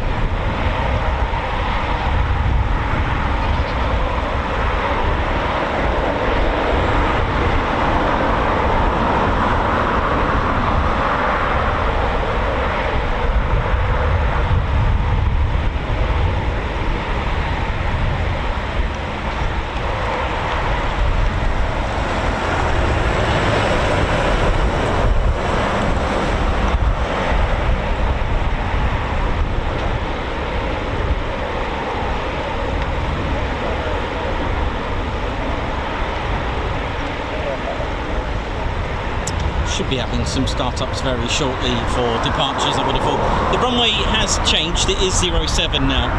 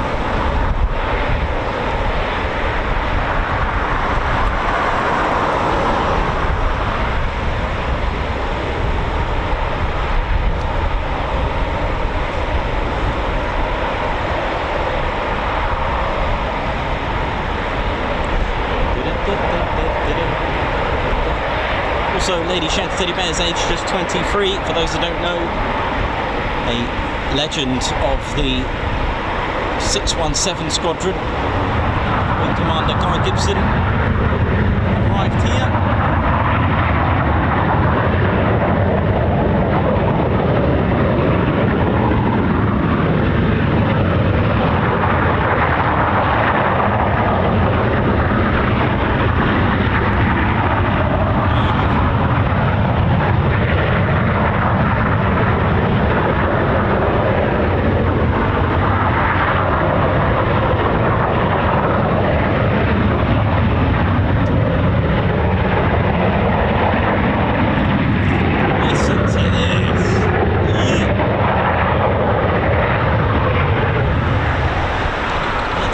Age 23, he was newly promoted to Wing Commander for 106 Squadron. Morale was good, he had a bit of a reputation, but see, the thing is with Guy Gibson, he was the right attitude, which he wanted to be seen flying. He didn't like desk jobs at all. He wanted to be seen flying, he wanted to be seen to share the risk. That was the thing, and that was his attitude. Many didn't like him, but he had the right attitude for it. It's like, yeah, so what? Look at me, I'm doing well. This is what the morale wanted, and good friends with Chief Marshal Arthur Harris, nicknamed Bomber Harris, and you know, Air Ministry and analysts really took note of his performance. At the time, they were flying Avro Manchesters.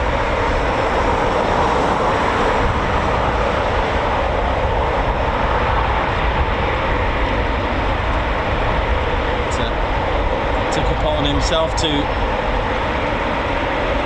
get in there and start flying, and he did just that. He did absolutely exceptionally well.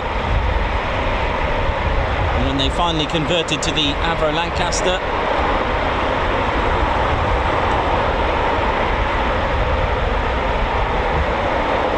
August 27th, 1942, Guy Gibson led a high-stakes long-range bombing mission to try to destroy the only aircraft carrier of Germany at that time, the Graf Zeppelin. He was commanding 106 here at Coningsby. He made several attempts with a secret weapon at the time, a 5,500 pounder, the Capital Ship Bomb, CSB, which was utilised and highly advanced for the time. It was the weather that got the better of him. But although the raid wasn't success in the likes of actually sinking the Graf Zeppelin, it was actually never used. So he circled the target for over an hour. I think he did 12 individual bomb runs in total.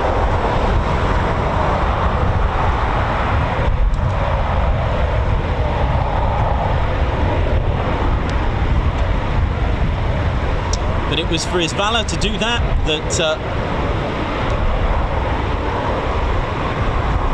really gave him the job to command Squadron X 1943, the Dam Buster raid.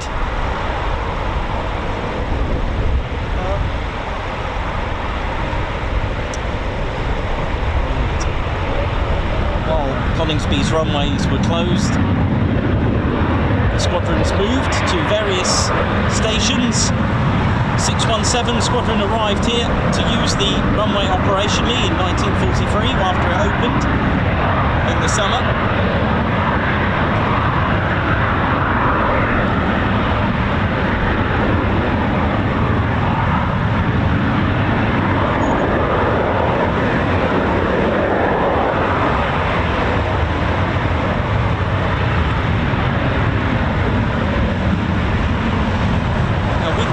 Guy Gibson did return indirectly to carry out a mission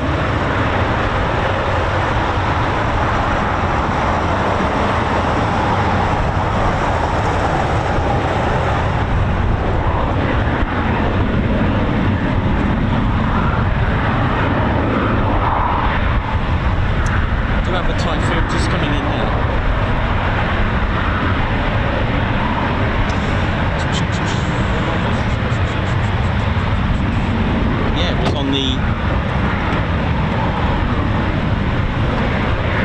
19th of September 1944 was the last anyone had ever seen.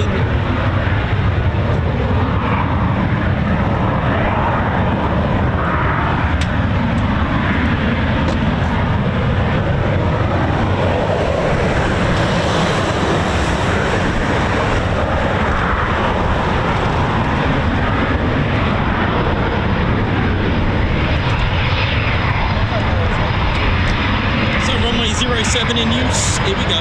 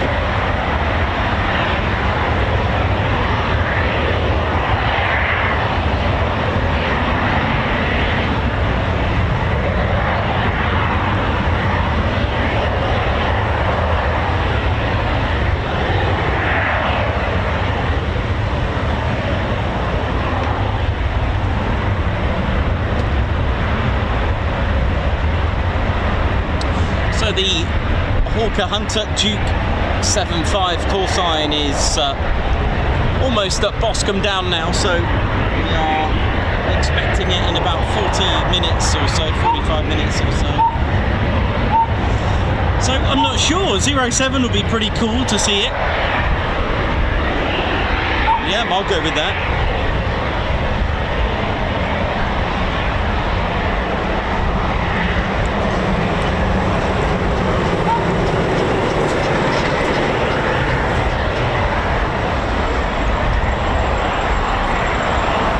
Hope we're all good, ladies, gents, teddy bears. So there's our kind of like start to wave 2.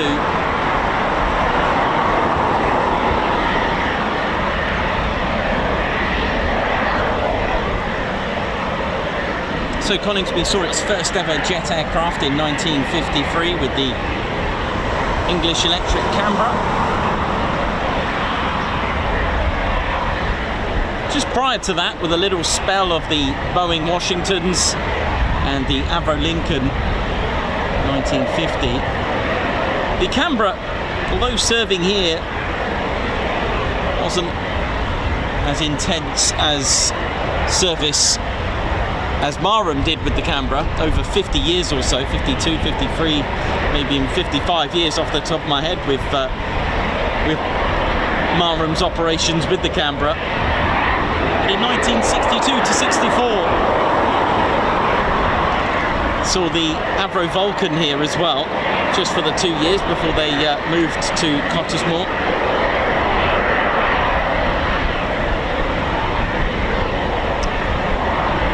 But it was the number 6 squadron, the flying can openers, which really changed Coningsby's role from bomber station to a fighter station. It was from 1969 when number 6 squadron arrived here with the Phantoms. It really made it a fully operational fighter town for the first time. It never had any Spitfires or Hurricanes or any fighters. During its spell from World War II to the Cold War, it was pretty much a bomber station.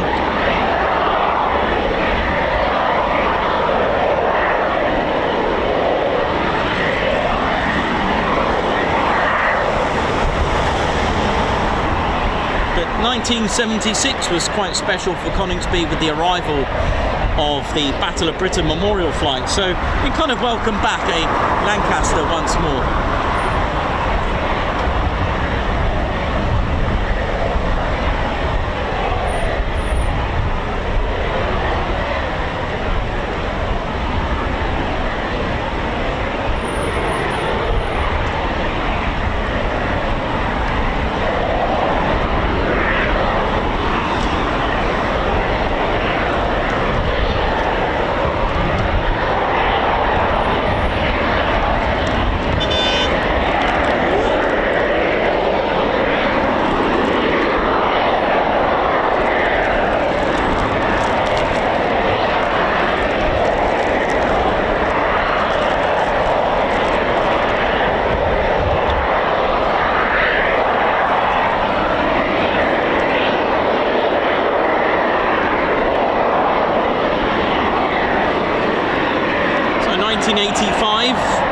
Saw 229 operate the Tornado F2, the stopgap between that and the F3. And in 1987, 29 squadrons said goodbye to its Phantoms for the Tornado F3, the first ever operational RAF squadron to operate the Tornado F3. And in 2005, May 19th, 17 Squadron brought the Typhoon here for the first time, followed by 29. And it was with that that Squadron Leader Matthew Elliott made history and a milestone as the first ever Typhoon display team pilot, debuting at RIAT. And he even got a second year as well. In the meantime, 41 Squadron also operated the Harrier GR9 and the Tornado GR4 and F3. They also operated Jaguars here as well previously at Coningsby. So it seems some very tasty aircraft, Coningsby, you know.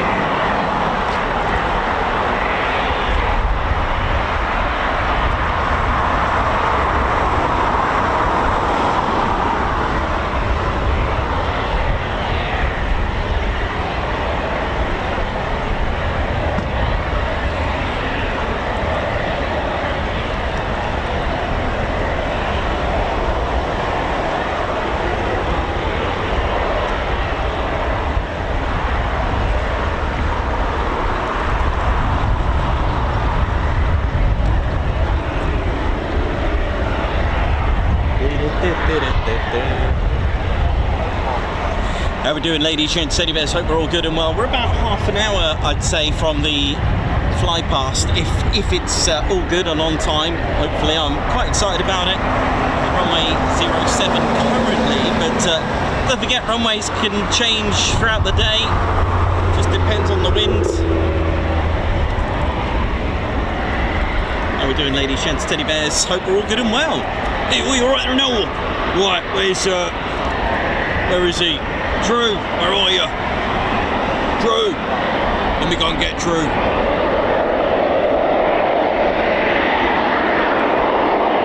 What's going on? Someone call me. What's going on? Been enjoying me flying saucers, innit? Drew. Hey, how you doing there, Reggie? Right? Yeah, I've got an idea, mate. Well, what's that then? Well, you know you love your sweets and I love my chocolate. Yeah. Well, you know when you're enjoying your food and you don't want it to end, you want it to go longer? Yeah, that's right. Well, I thought of a really good idea there and all. And what have you done, mate? What have you done? Well, you were talking about drop tanks, right? They make you go longer and further with endurance and all that stuff, right? Yeah, that's right.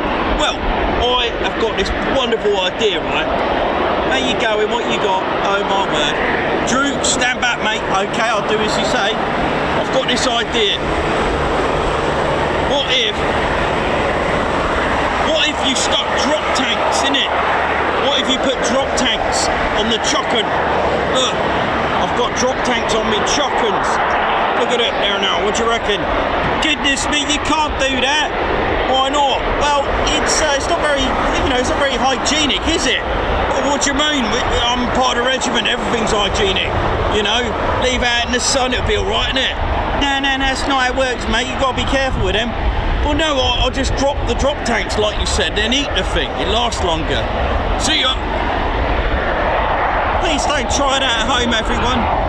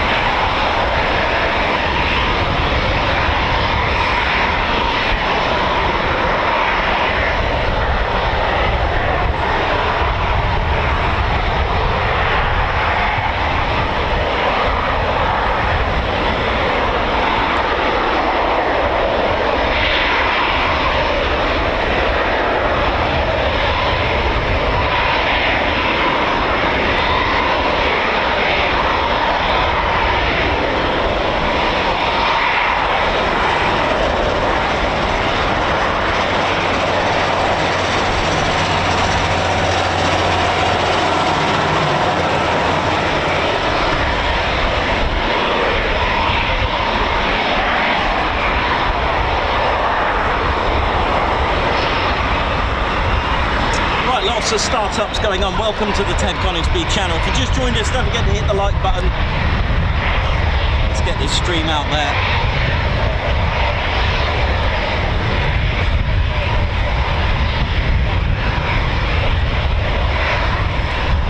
Typhoon's taxiing very shortly from the main as well, so departure time.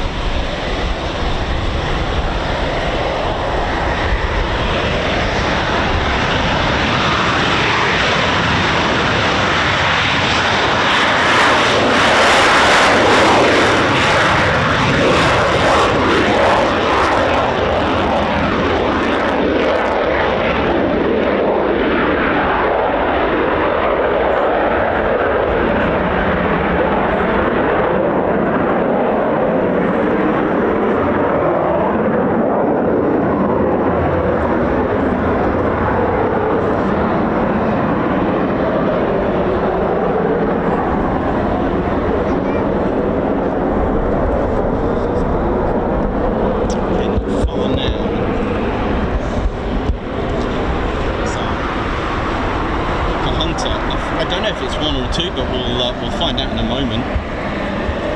All being well. Formation flights don't always require all of the elements of a flight to have their ADSB out switched on. So, for example, the red arrows, they only require the one really to have their ADSB out switched on.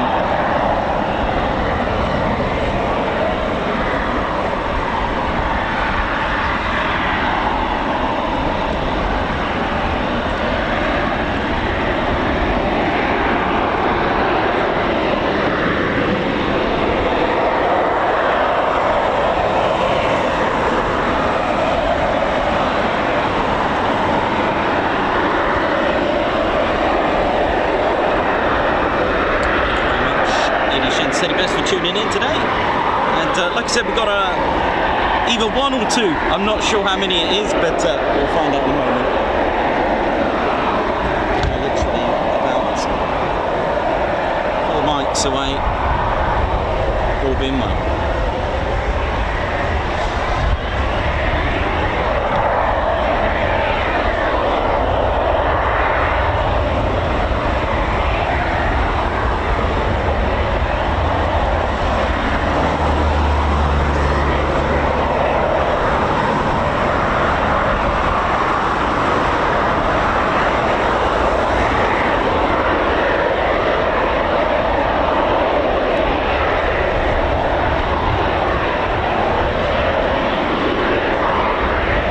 When I used to do weddings before this, I used to relish photos like this.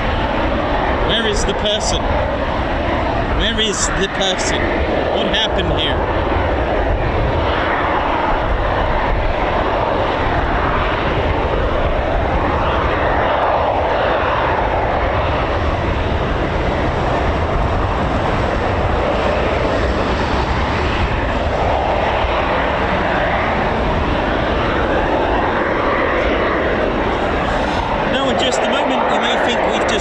Back in time to the mid-50s, and we haven't. It really is a Hawker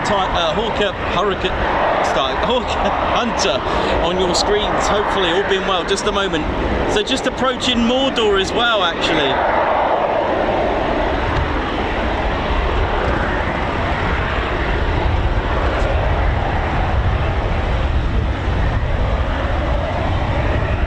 Again, just one last shout for the like button to be hit. A good time to share the stream as well, but do give us a thumbs up. We can clear touch and go on the like button. Let's try and get 1,000 likes before we finish up.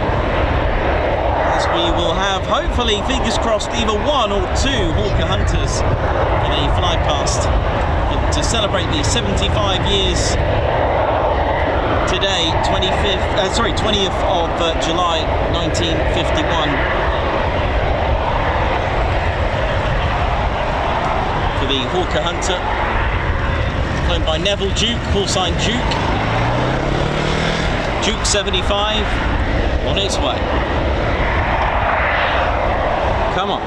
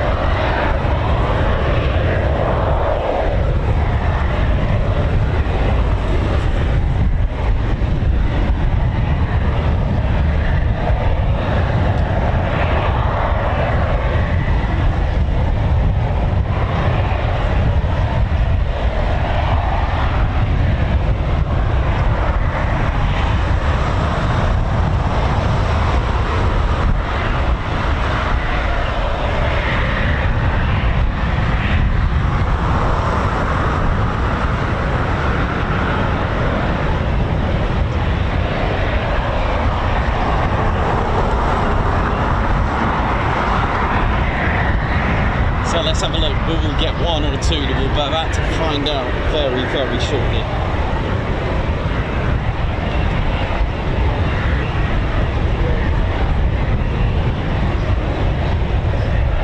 Keeping my eyes out, looking to the south, slightly east.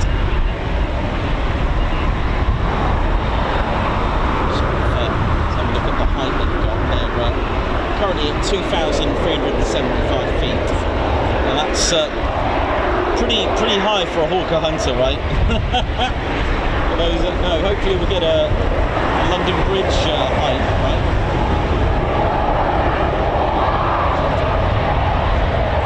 Just over there, yeah?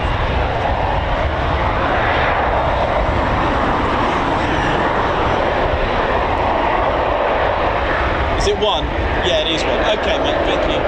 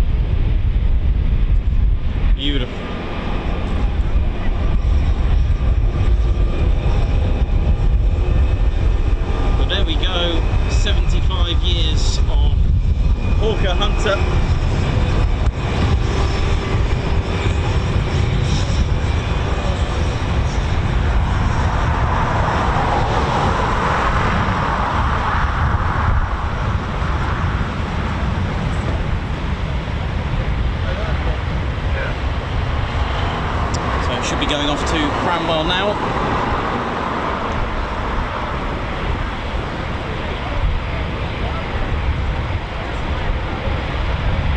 Beautiful.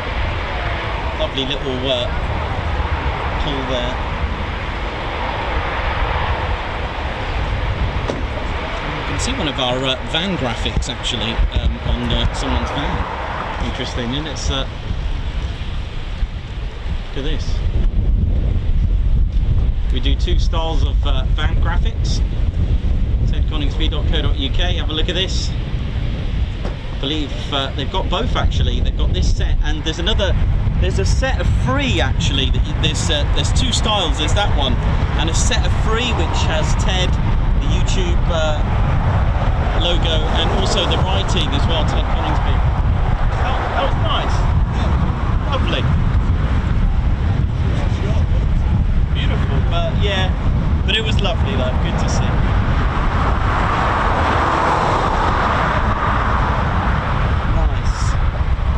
Right, what else we got before we finish up for the day?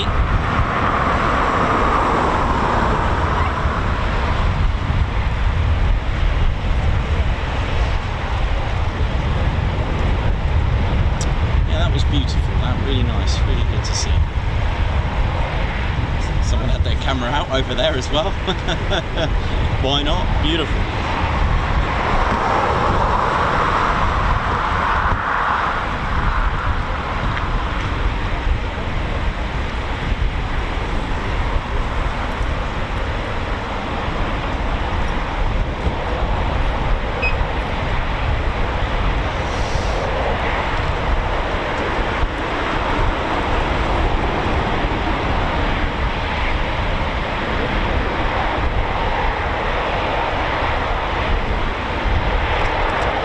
So I hope you all enjoyed that.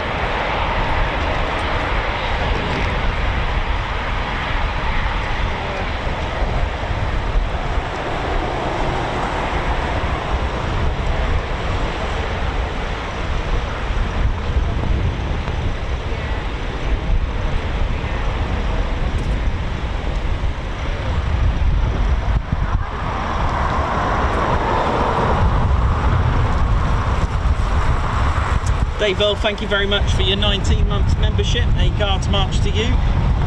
Eagle 8296 with 28 months, thank you very much as well. The Red Arrows were just here in Michigan. Nice one. Cool. Dieter, thanks for doing this, Ted and Nikos, so much appreciated. You're much welcome, mate. Most welcome. Living the Dream Aviation, simply the best aviation channel. Oh yeah, thanks a lot, Living the Dream, for your 37 months of membership. Wow. That's amazing. Brian Billman, I5, thank you very much for that super chat. Guards March to you. Lynx Rainbird as well. High five to Lynx Rainbird. Thank you for gifting a Ted Coningsby membership. Dylan Cobb, thank you very much for 23 months membership. Wow, nearly 2 years. Thanks for the Saturday stream. Guns up. Saturday? Oh, I know. Yes, the Ted's International. Yep, the React 26. Yeah, I got you. Hans Olaf Mork, 28 months. Thank you very much. Red Arrows, thank you. Robert Pimlock, thank you very much for your 32 months membership. Oii afternoon all. Andrew Porter, high five and a Guards March. Thank you very much. Thank you. Andrew Porter, thank you. Just having a photo session, Ted and I. Andrew Porter, thanks for gifting a Ted Coningsby membership. We've also got, where are we? Geo M6. Thank you very much. Welcome. High five to the Posh Officers Club. Hello. Penfold Gaming Channel. Thank you very much for 29 months. Great to be part of this amazing family.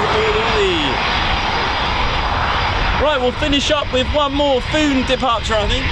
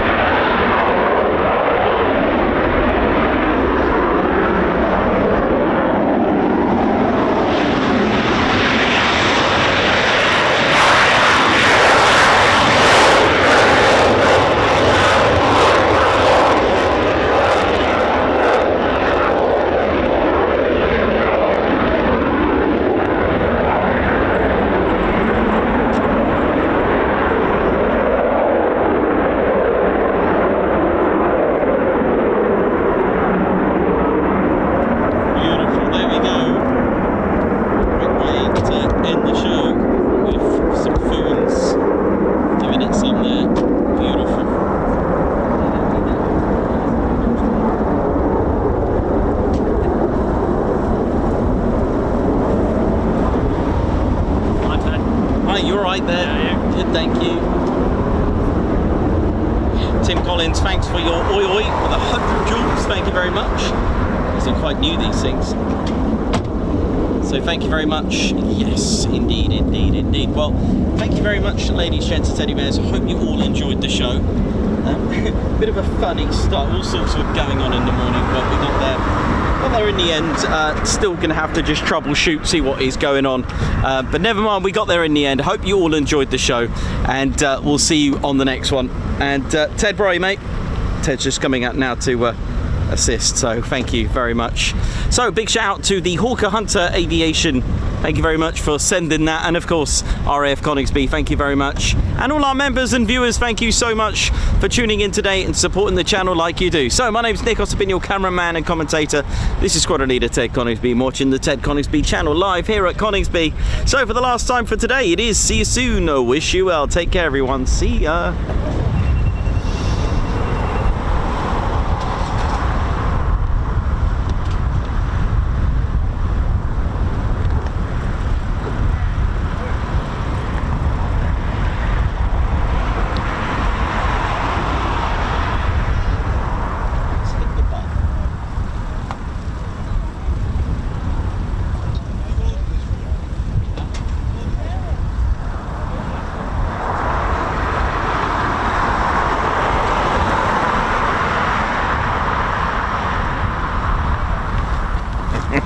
Oh yeah, ladies, sheds and teddy bears, welcome to the Ted Coningsby channel membership. I'm Nikos, I'm your cameraman and commentator. This is our squadron leader, Ted Coningsby. Just want to say a massive thank you to all our members. Guns up, and oh yeah. Take it away, Ted. Ladies, sheds and teddy bears, we want to say a massive thank you to all of our subscribers for getting us to where we are today. We have gone all over the country, from as far as Lossiemouth to Bryce Norton, and military areas such as air weapons ranges, low flying areas, heritage centres and special flights for TED 2. We cannot do this without your support, and your support will be rewarded. You can now join the Ted Coningsby Squadron and help fund the channel to get us around the country and provide us with the funds for equipment to bring you better content too. We have 3 levels of membership to suit everyone. With your membership, you'll get access to members only videos, photos, posts, unlock special Ted Coningsby YouTube emojis and loyalty badges, as well as being able to access our exclusive members only Discord server. All membership levels reward you with discounts to our online store. Our top level fighter squadron was inspired by many of our fans who supported the channel massively. This is more of a personal experience with me and Ted, giving you exclusive live streams and content from behind the scenes photos, special info and updates, as well as a free Ted Coningsby Fighter Squadron patch for joining. Whichever membership level suits you, we want to say a massive thank you for choosing to join the Ted Coningsby Squadron. Ah, yeah.